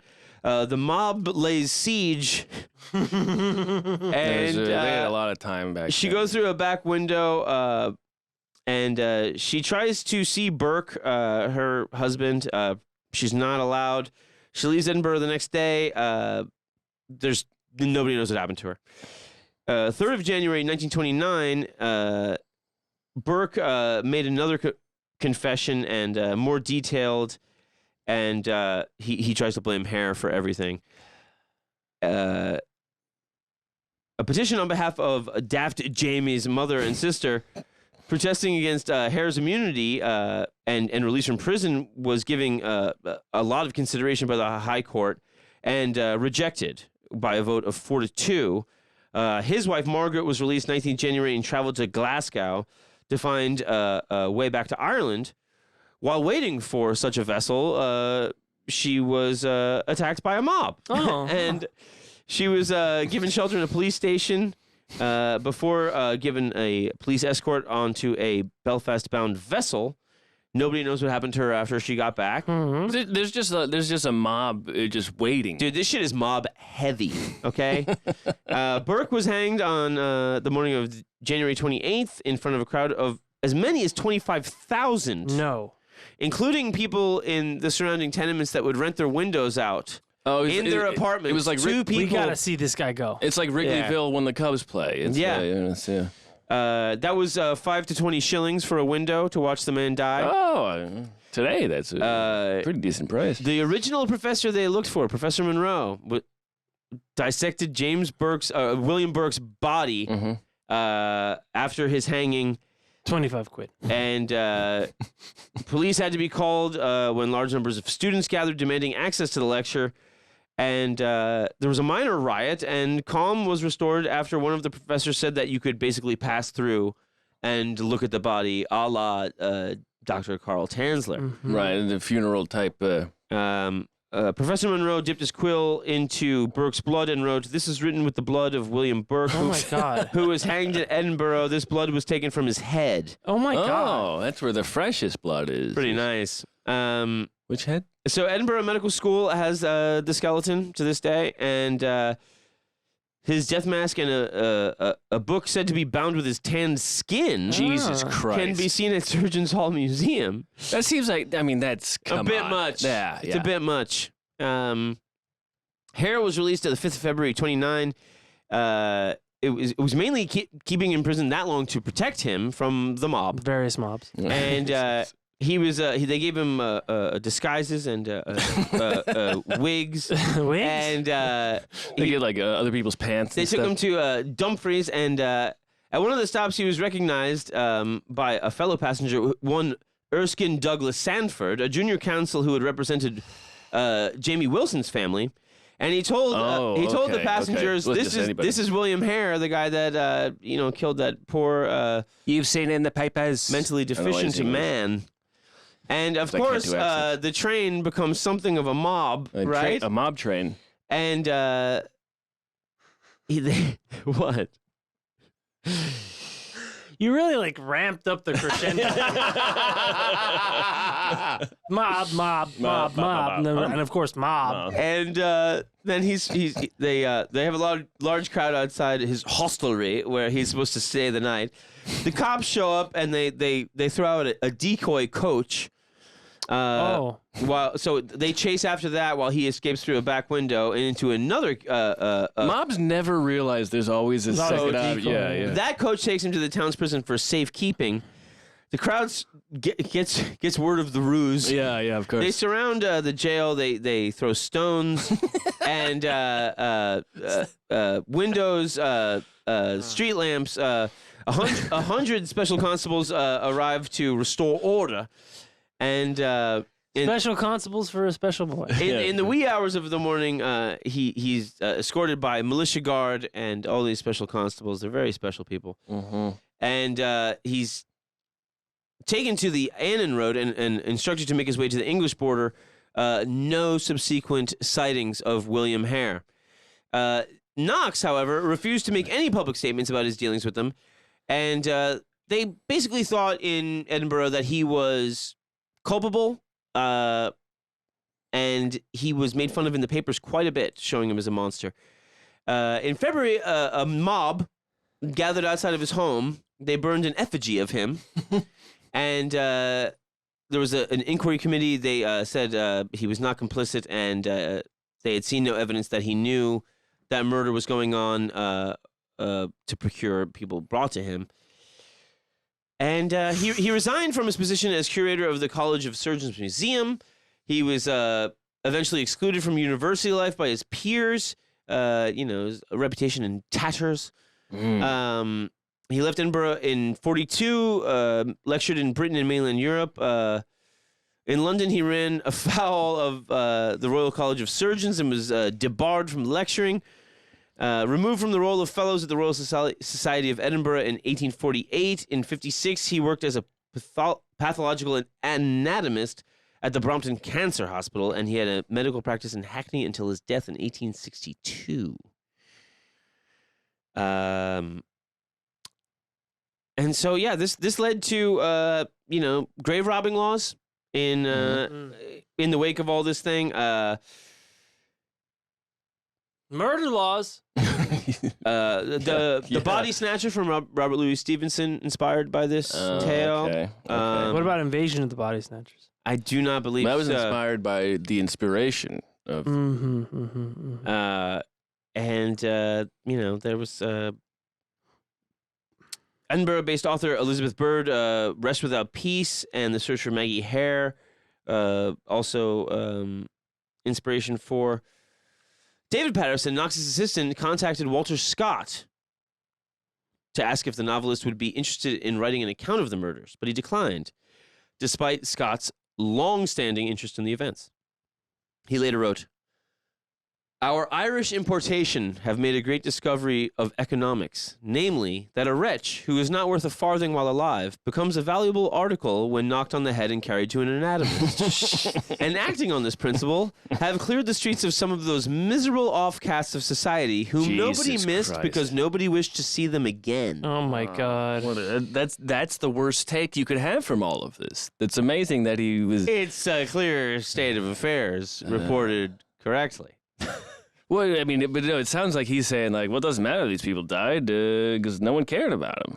Well, that's exactly what he's that's saying. exactly right. That's what, yeah. That's an astute observation. But Yeah, he's so I'm also saying that's the worst take you could have from all of this. well, it's a No, but he's cynic saying take. that's the state of it. Yes. Not yes. that I think it's Not- good. It's not an okay, endorsement. Okay. No, no. No, I'm not saying it's endorsement, but I see. I'm okay. endorsing it. He's just saying this is the facts on the Yeah. ground. This isn't one necessarily. Yes. I'm trumpeting. Yes. Yes. I mean, It's not an again, we're endorsement watching of the Squid right. Game. Yes. Squid Game in the second episode shows you that it's better to be possibly murdered than just out in capitalism. Yes. Yes. You know, there's Right. heavy-handed. It's just like, I'm not saying it's good, Right. Well, it's but like I'm saying it is I'm what not- I'm it not is. saying For it's- my particular situation? It's such a crazy little time capsule because you go like, okay, well, the people that are killing, like, one is a matchstick man. right.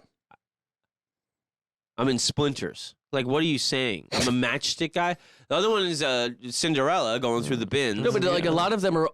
It seemed like were older women who are cast off by society, especially back then.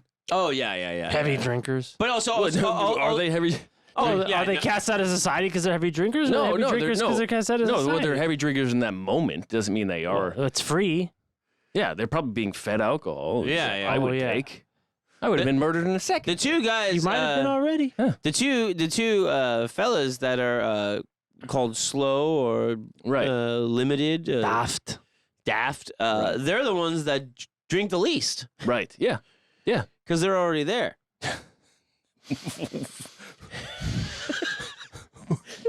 The cheap date. AKA cheap date. Yeah. Huh? God, that's What? What? You say terrible things on this show all the time. Just because he says terrible doesn't mean things. it's right. Doesn't mean you should do it. Jesus. No. That was not planned. That came No, out. of course it was. Yeah, it just came out. Imagine if you yeah. planned that. Shit, yeah, that'd be bad. Huh? Yeah. I mean, if somebody just dies in my lodging house, it's one thing. But if I go in there and push on his chest and all that, he was And then my sick. friend sits on their face. He was sick. What do you want me to do? Oh, he's sick. yeah, it's. I mean, what? I mean, but it just what? What a Fucking tawdry, tacky, tasteless. I mean, shameful group of people. But the whole thing is, how much easier is it to do when the fruits of it are delivered to a doctor? Well, they wash their hands. How much? Well, actually, I don't think doctors are washing their hands that much. No. We've done several episodes about that. Yeah. They were literally. Ignore Semmelweis episode. Check it out. But you know what I'm saying. How much easier is it to do In their minds? in their minds? Oh, well, in their justification of their act? I would say it's 50% easier for them. Or 100% easier. Twice as easy. Yeah. It's not like orders of magnitude easier, but it is. Well, we're doing it. At least it's for a doctor. But they're taking a very scant paycheck for murder, Oh yeah. I mean, it's fucking nuts, dude. Like murder, Yeah. and they're getting $1,000. Right. Not But- enough to but- do murder. I think his own testimony says a lot. Where whether it was true or not, where he said I would wake up at night and have to get drunk in order to fall back to sleep because I was tortured by the things I Well, did. that's the thing too, though, where you go like, maybe it was just they were all such fucking lushes that they were like, fucking. I had to stay drunk. I couldn't get Yeah, sober. yeah. Otherwise, I couldn't sleep. Otherwise, Like, I'll think about what a murderer I am. Yes, exactly. Uh, Yeah, it is in some ways it's a convenient excuse, but also like one of them had a lodging house. One of them was a business owner making money. yeah. But everybody's sick. And that's the funny thing too, is that that's Hare, the quarrelsome, and like Burke is supposed to be much more kind of the thinker, or Yeah, the yeah. one that has the idea to sell cadavers. the idea, man. Yeah. And fucking Hare and Izzo, they just seem like mean, cruel people that love to drink. Yeah. And do opium. How about Yeah. the one where they beat each other up and then still kill the lady? Hey man, let's put aside our differences today. We've learned a lot from fighting each other. Let's focus our. I mean, Yeah. oh my fucking God. Yeah. But it makes sense. I mean, that's like, they settled, they took that emotion and they put it somewhere else, and that somewhere else was I mean, killing but then somebody. also just I mean, it's Netherlands. They said was like the competing city for top of anatomy study in the academic realm. But like, so, I mean, what? Okay, yeah. I was gonna say what city, because Netherlands is a city, but it's not important. Right. But like, how tainted was all of that by Sure, there was The a lot of taint.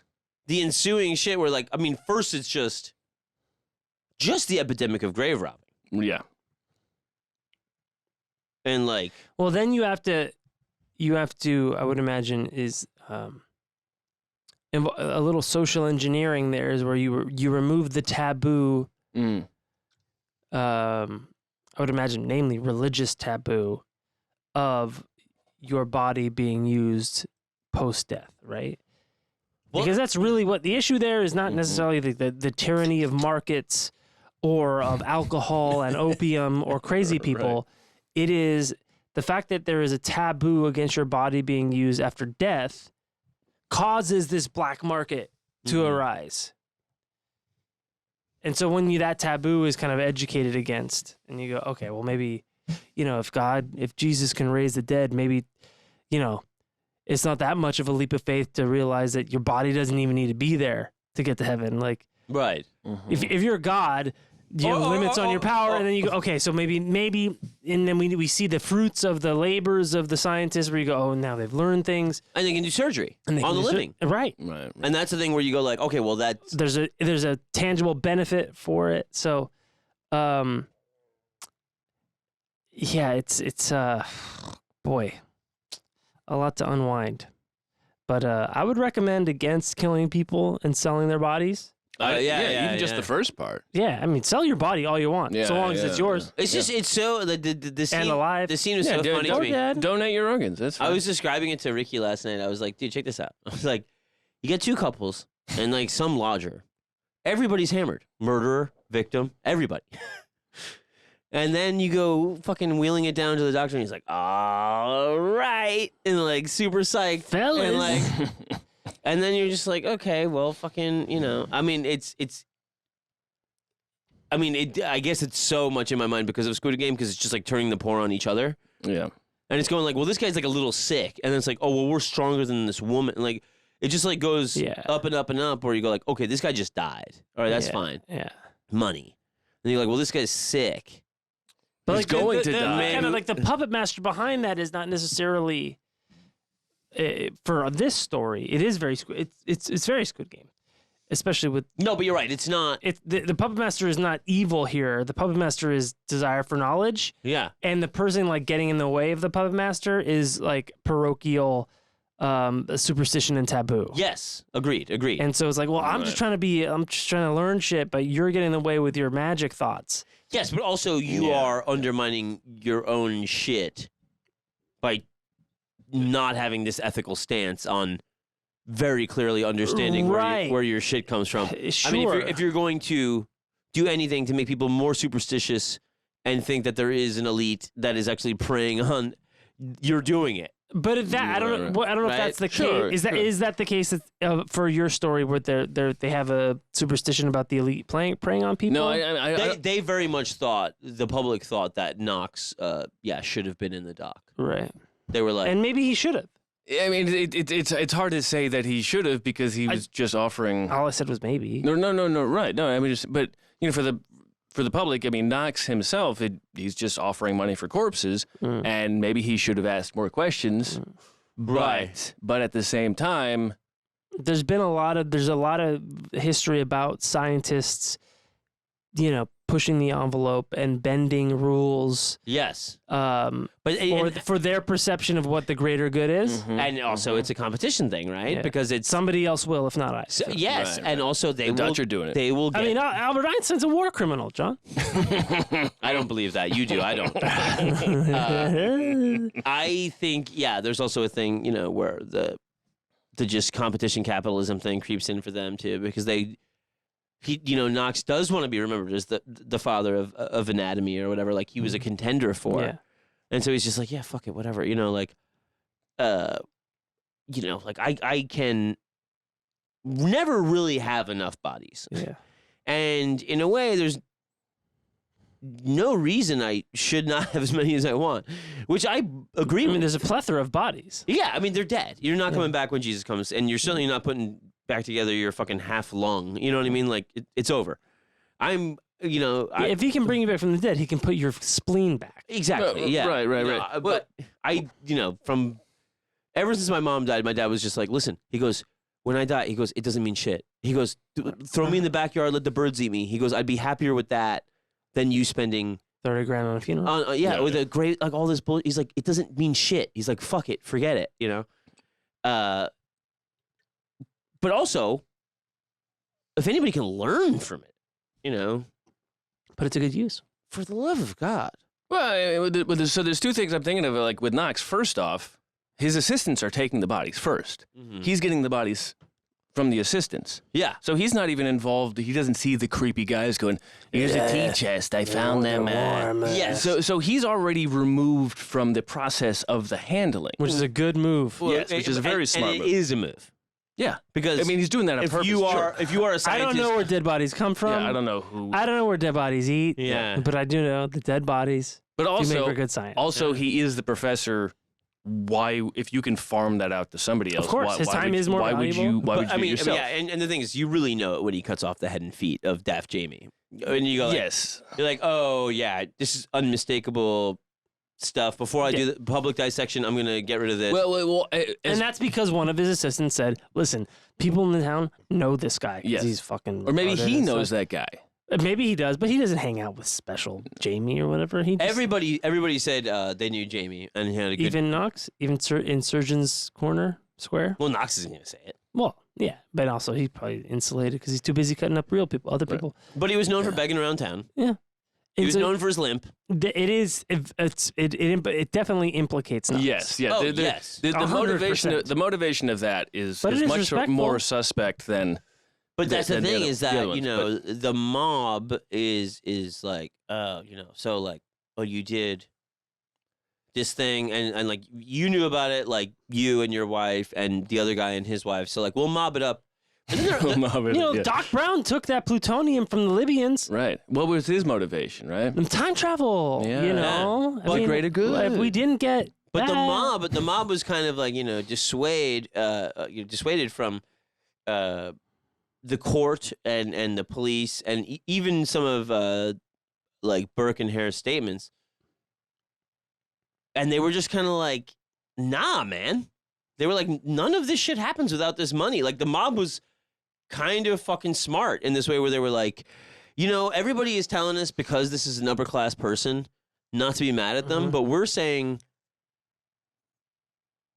he wasn't even fucking paying enough for the murders. Like, you know what I mean? Like, well, but I mean, there's also the wisdom of crowds, and then there's the insanity of crowds. mm-hmm. Because Yes. then you go, well, you know what? Burke wasn't charging enough for the murders, Right. and also the church was not valuing like the right thing about human souls to brainwash the public properly. Like the real value of a human life is not their meat vehicle. No. It's I'm what not, I'm not saying that they were outraged by the value, but I think they were outraged by They were outraged by something proper. They were Them- properly outraged. them being protected because they were of a different class. Yes, maybe initially. Sure, but sure. The essence of a mob is not logic. It is emotion. Yeah. Because We're mad about something. They would not be a mob if they were working purely on logic. Right. It's easier to be mad at this guy than an ambiguous, abstract system of, control. But that's what I'm saying is that They were mad about something. They had a mob for the people that were getting people drunk with whiskey. And then they were more of a thinking mob when they were like, okay, well, who were the paychecks coming from? Yes, but and then they ceased to be a thinking mob because if they thought one step further, they would be like, wait a minute. If we didn't value our meat vehicles so much and really read the scripture in the way it was intended, perhaps this is all. I'm saying with like 250 years of foresight, like or hindsight. Sure, yeah. But like, the problem there is that people had a very antiquated reading of scripture, and they overemphasized the value of your meat body Not only in the ground. Okay, but Aaron, have some empathy. I do. I'm saying I'm looking at this with 250 years of hindsight. Okay, and what I'm going to say, and you're right that it's the right thing to do. All right, get the body into science, 100%. The right thing to do is just to not have a very strict taboo on it. I mean, listen, my body's not donated to science. But what I'm saying is there's something about this, elite class after you're dead, like having like your sister's bot, and you're just going like, and they're doing whatever they want. Like, there's just something creepy about it. But that reaction is not logic, because what is happening in this situation is these random people taking the bodies and giving them. The real creepy thing is what they did before they died. The logic. We got her drunk and tricked her into hanging out with us. No, but I'm saying the assumption of the layman about what's happening with. But what I'm saying is the assumption of the layman doesn't follow the actual facts of the story, because the assumption of the layman is that this professor class is going, give me the bodies, give me the bodies, give me the bodies. When meanwhile, it's the guys Burke and McDonough or whatever taking the bodies and bringing them. The creepy thing is, give me the bodies, give me the bodies, give me the bodies. Yeah, but the elite class are also in on that too. They just don't have to do the dirty work.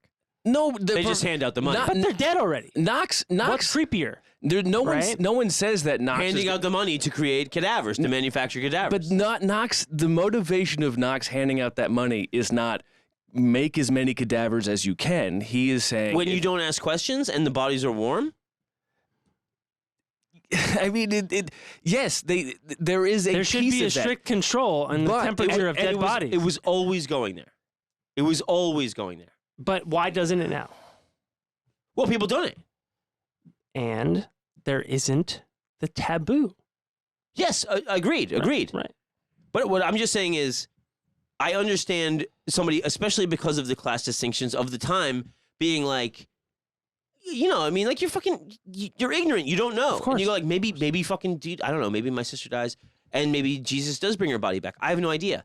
And then you just think like, oh well, now there's just some fucking guy that like is so elite he doesn't even have to testify in court in a case. Certainly. In a case where he's heavily implicated as the guy funding all these crimes. He should have had to absolutely. And I'm not defending him. And then you go like, and he's gonna do whatever he wants. Whose motivations are pure, right? It just seems creepy. It is, but because it's also them. It's also these people. The mob is, and the mob is inherently, like I don't want to say low class, but of base instinct, because that's, a mob always will just go down the lowest common denominator. Yes, and so the mob is what feels right, and they're going to project their most base instinct onto somebody else. What would I do with a dead body?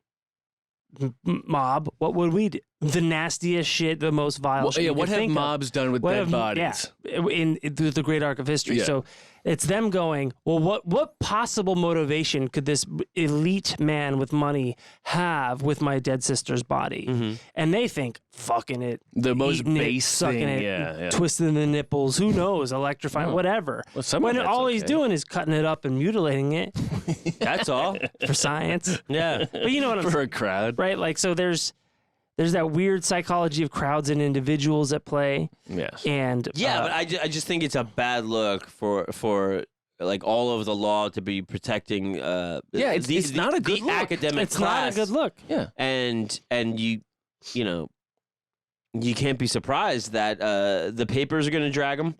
And he should have had to testify, but I wonder if that would have made anything better. I don't know. He had like 3 other assistants. They would testify and stuff. But yeah, I mean, he was very careful to not be placed on the stand, and that just kind of coincides with like,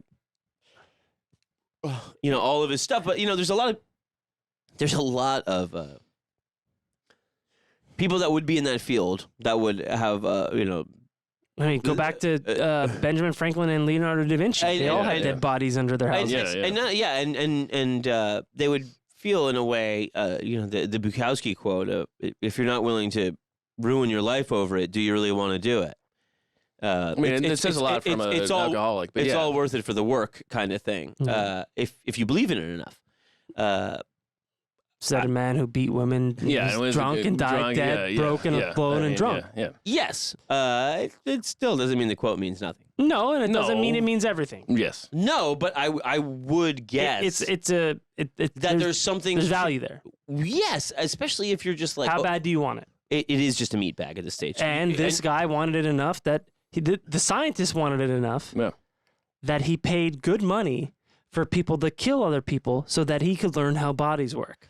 Well, no. So he wanted it pretty bad. Yeah, and there's, I guess, the temptation there too of thinking, well, maybe just like this next cadaver that comes across, like maybe I figure something out that like just staves off disease or, you know, swelling. I mean, dropsy, there are worse doctors in history who have done worse things to living people than he did to dead people. For fun. Are you talking about Kevorkian? No, not even Kevorkian. I mean, there are doctors, and I mentioned it when we were talking off air about, you know, one of the doctors who he put a hole in someone's stomach so he could see what food did in their stomach. Or just the nurses that put shit in people's IV bags for fun. Yeah. Now, you know, and so did this guy encourage people to kill for money? Well, that's hard to say. I mean, he created a market. He created a market. I mean, the market was already there. And what is that motivation? Especially one of the guys participated in the market. One of the guys had already had an inn and a business. One of the guys was a singing cobbler. Obviously, that's not a valuable business strategy. No, probably not good. So that kind of market that he created was going to obviously bring in some scandalous folks. Right. So.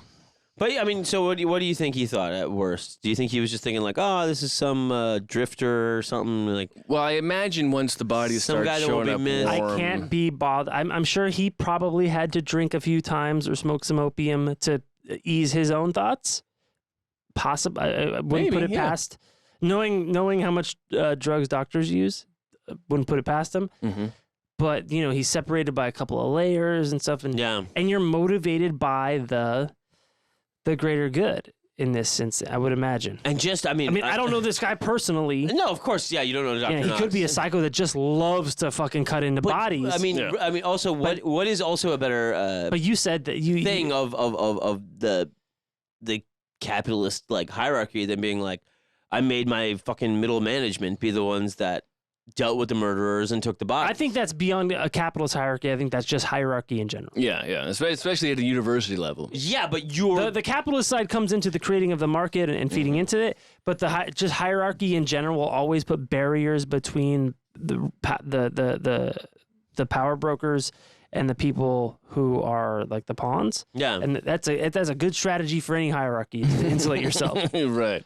Whether it's capitalist or not. I didn't know. I wasn't there. Sorry. No. They were living earlier? Yeah. Weird. In this case, capitalism was the tool of this hierarchy. Yeah. And I don't know how evil that, I don't know. How strange, though. I mean, just specifically Edinburgh at, this. Well, now they get the Fringe Festival. Pre-Victorian era and... few rivals.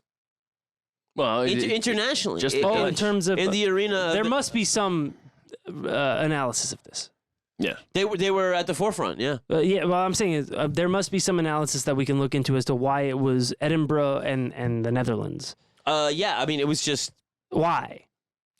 Probably a handful of specific doctors. Right. Just just good, talent, and then maybe some regional laws or regional cultural mores. There was someone in the Netherlands named Knox Oldham, and they were like, "Oh wow, they're such a similar." Related. Oh, Vandenox. Oh, yeah, Vandenox. That's much better. Thank you. Yeah, I mean, Jesus, can you? I mean, orphanages, like what? That was one of the places it was legal to get them from. See now that's creating a market. Yeah, well, I mean it's. I mean, well, yes, the church and the government have the power to do that. Exactly. Yes. Oh boy. Yeah, there was it was depressing. Basically, children that were like had no parents, like and also. Suicides, prisons, and orphanages. Yeah. Not like unwedded today. mothers. Yeah, not like today at all. There's completely no relevance to forgotten people. I mean, yeah, that's just one of those things where you go like, oh yeah, instead of the fucking like, mass grave behind the orphanage in like Ireland, they were just like selling it in Scotland, like. Yeah. Well, now there's one in North Dakota, so don't worry about it. They got one in Canada. Is that? Yeah, they're all over. They're all over. Is that a better outcome? What? All right, so you've got. I know you're going to say some pro-genocide shit right now. No, I'm not saying pro-genocide. Jesus Christ. I'm saying, okay, listen.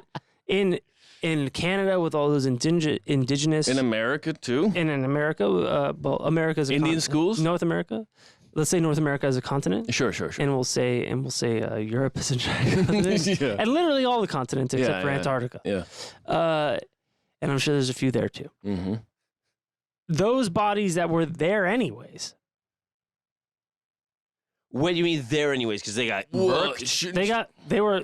I see what you're saying, but... They were murked for no good reason. I see what you're saying, but none of those bodies were ever used for... Yeah, they never got used. I mean... Anything other than torture and burial. Yeah, for just sick reasons. Yeah. Right.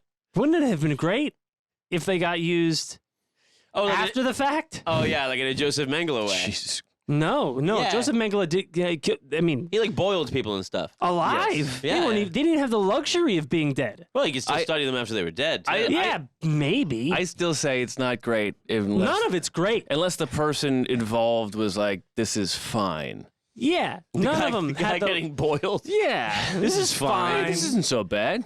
I kind of like this. Then you got to study that guy. oh yeah, 'cause, like this is my Who's this guy that thinks being boiled alive this is is my fine? fetish. I could do with this. Yeah. Oh, boil me alive, baby. I gotta say, real quick, this is brought to me inadvertently by my buddy Bill Flint. That William. he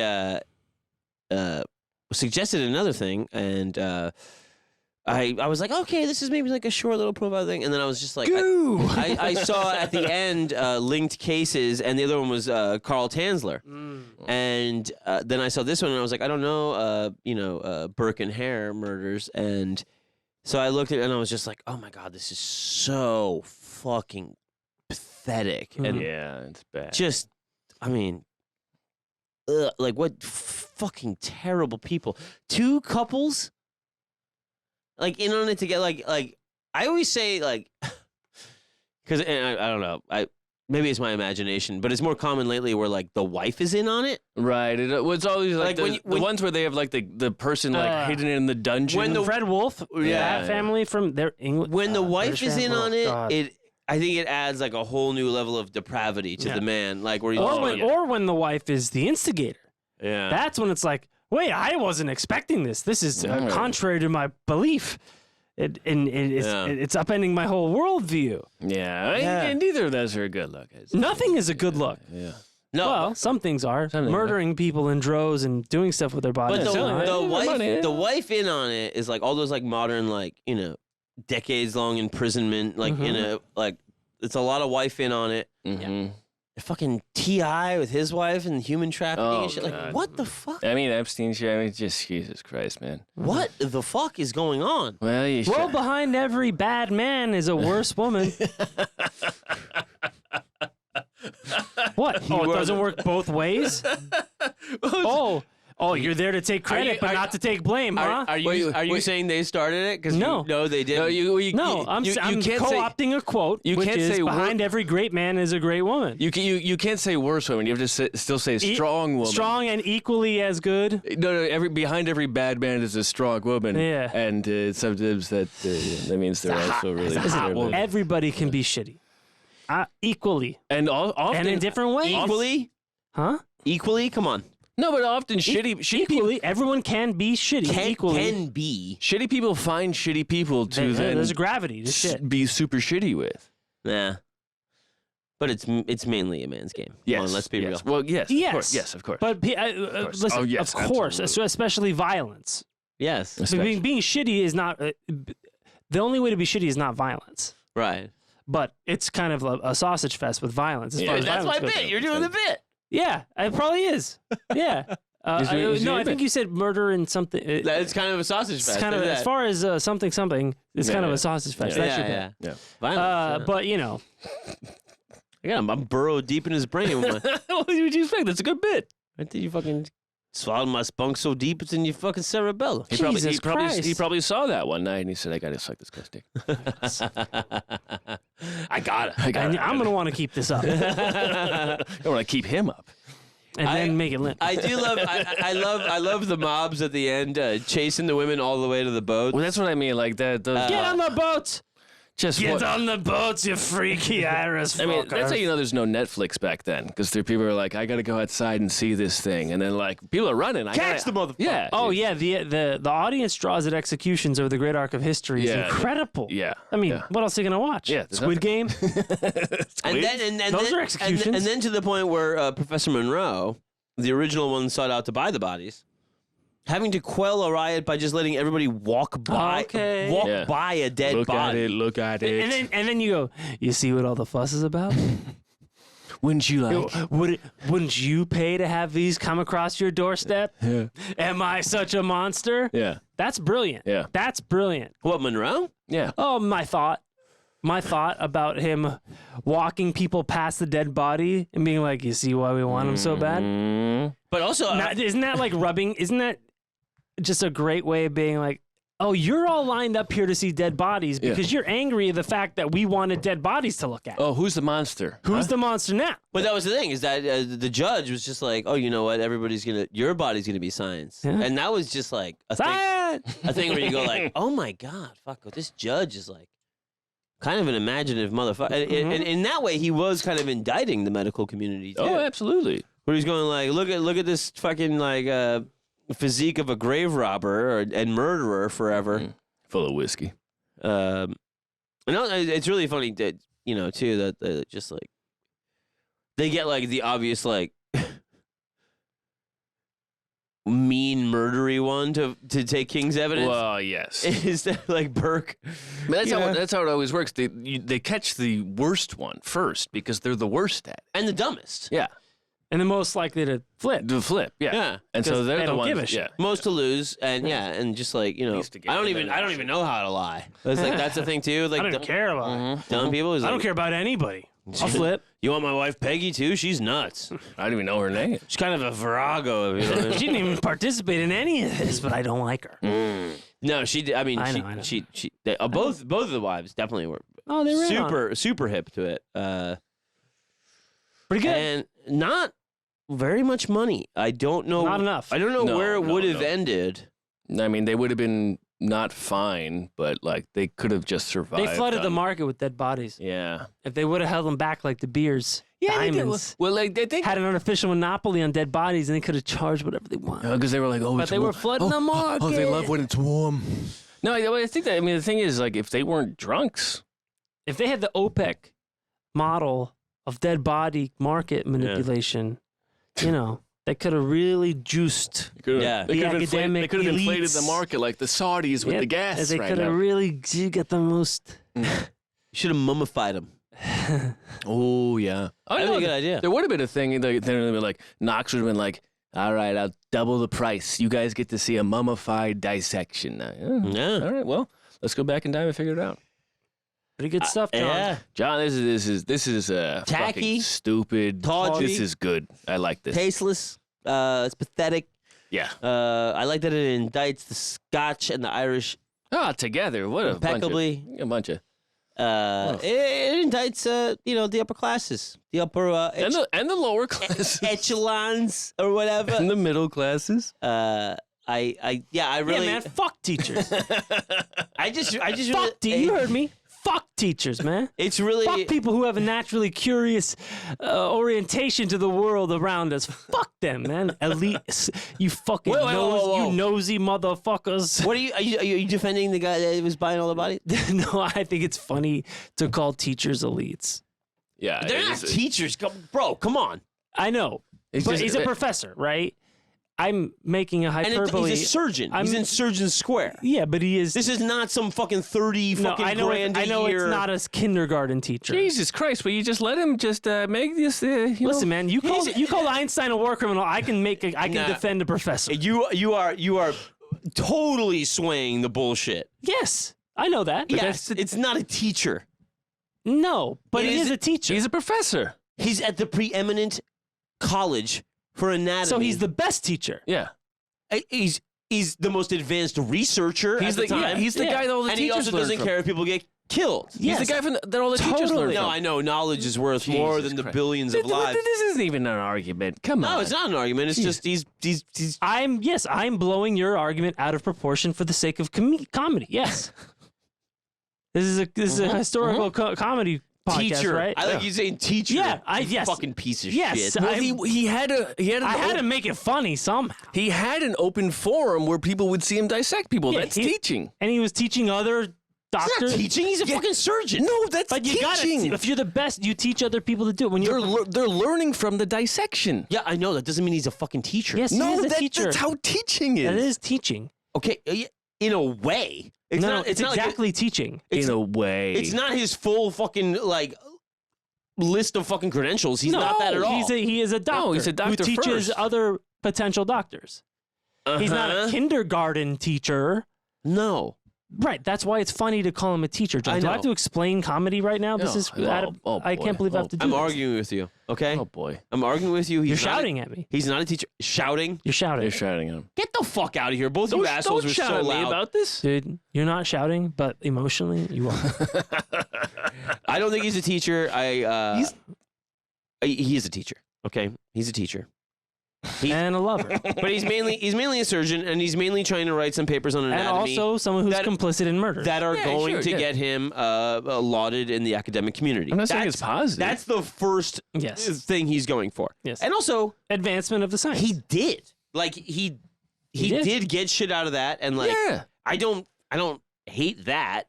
But, I mean, can we agree that, like, people, especially in that class sphere where they don't even have to deal with this is the Michael Jackson argument. Listen, man, did he look at those kids' buttholes and jerk off and probably finger them? Yeah, but also Thriller's a good album. That's not what we're saying That's at what all. that's what we're all saying. No, nobody's saying I think, that. and that's the end of the podcast. You brought that back from the last episode where we wouldn't give you any traction That's on right. it during a Listen, break. man, it was vile and despicable, but oh boy, did it advance pop music. I know. Remember that last time he was trying to? He's like, yeah. It's like, yeah, he molested people, but Thriller. No, I had to make. I didn't create that argument. No, I had to make. I mean, that argument's been around for a while. I had to make a cut at least of when Dave we. Chappelle. I had to make a cut of when we came back. I heard that whole thing. Yeah, it was bad. But anyways, Tasteless. No, this is not that. No, this is not that. You're right. We'll get into your Thriller's more important. Save that argument for the Patreon, will you? Please save it. It's pretty good though, right? No, I mean anatomy, not Thriller. I love anatomy. I love anatomy. Oh, anatomy is the best. Yeah. You really Better than Thriller. Oh yeah. Anatomy is better Yeah. than Thriller. Yeah. The human body? Yes. For my money, I would say so. Oh God. All right. Well, you get us out of here. Boys, I really liked going down this little hole. I think You love going down. it's just You have a head like a hole. It's so pathetic, and it just shows so much desperation. The beginnings of, this class that can just turn a blind eye to everybody killing each other. But also, that's not the beginnings. That was how it always was. I mean, the whole culture turned a blind eye to genocides in Africa. Yeah, suddenly it's absolutely. I mean, we're all really good at turning blind eyes as far as species go. Commodification of Human the life. murder around you. Yes. Yes, and We're pretty good at that. It's very easy to see the person next to you as fucking worthless rather than the guy that's going to give you 10 quid to kill your neighbor. Or looking in the mirror. Or looking around and seeing the people around you and saying, "Oh, they're worth 10 quid." I mean, I don't know how this like double date, right, could chill together all the time after they couldn't. Mrs. O'Hare. Well, who else are you going to chill with? Is like Mrs. O'Hare is like, we should kill Burke's wife, McDougal, and you go like, I don't want to be near the like. Who's a better body than me? Like I'm one of the scummiest people out. I'm a murderer. Yeah. Like I should be in prison. Well, they should dissect my body to see what it looks like. Why would you think? It's amazing that one of them didn't kill one of the other ones first. Yeah, well, they did, or especially not to talk. Somebody. Not only do you have two people, you need somebody to sit on them or lay on them, and one person to put the pillow over their face. Yeah. Other than that, you got to keep it lean. Yeah. So I'm pretty sure there was like a whole game theory of that. Yeah. Yeah. Float like a butterfly, smother like a bee. Smother like an elephant. Fellas, did you like that? It was really good. John, really, that was really great. cheap. It was really gross, and I really enjoyed telling you folks. I learned about that again just yesterday, and I got really into the story. Folks, I love you. I'm going to say goodnight. My name is John Fahey. I'm Aaron Pita. Matt Brousseau. Good night, everybody. We love you.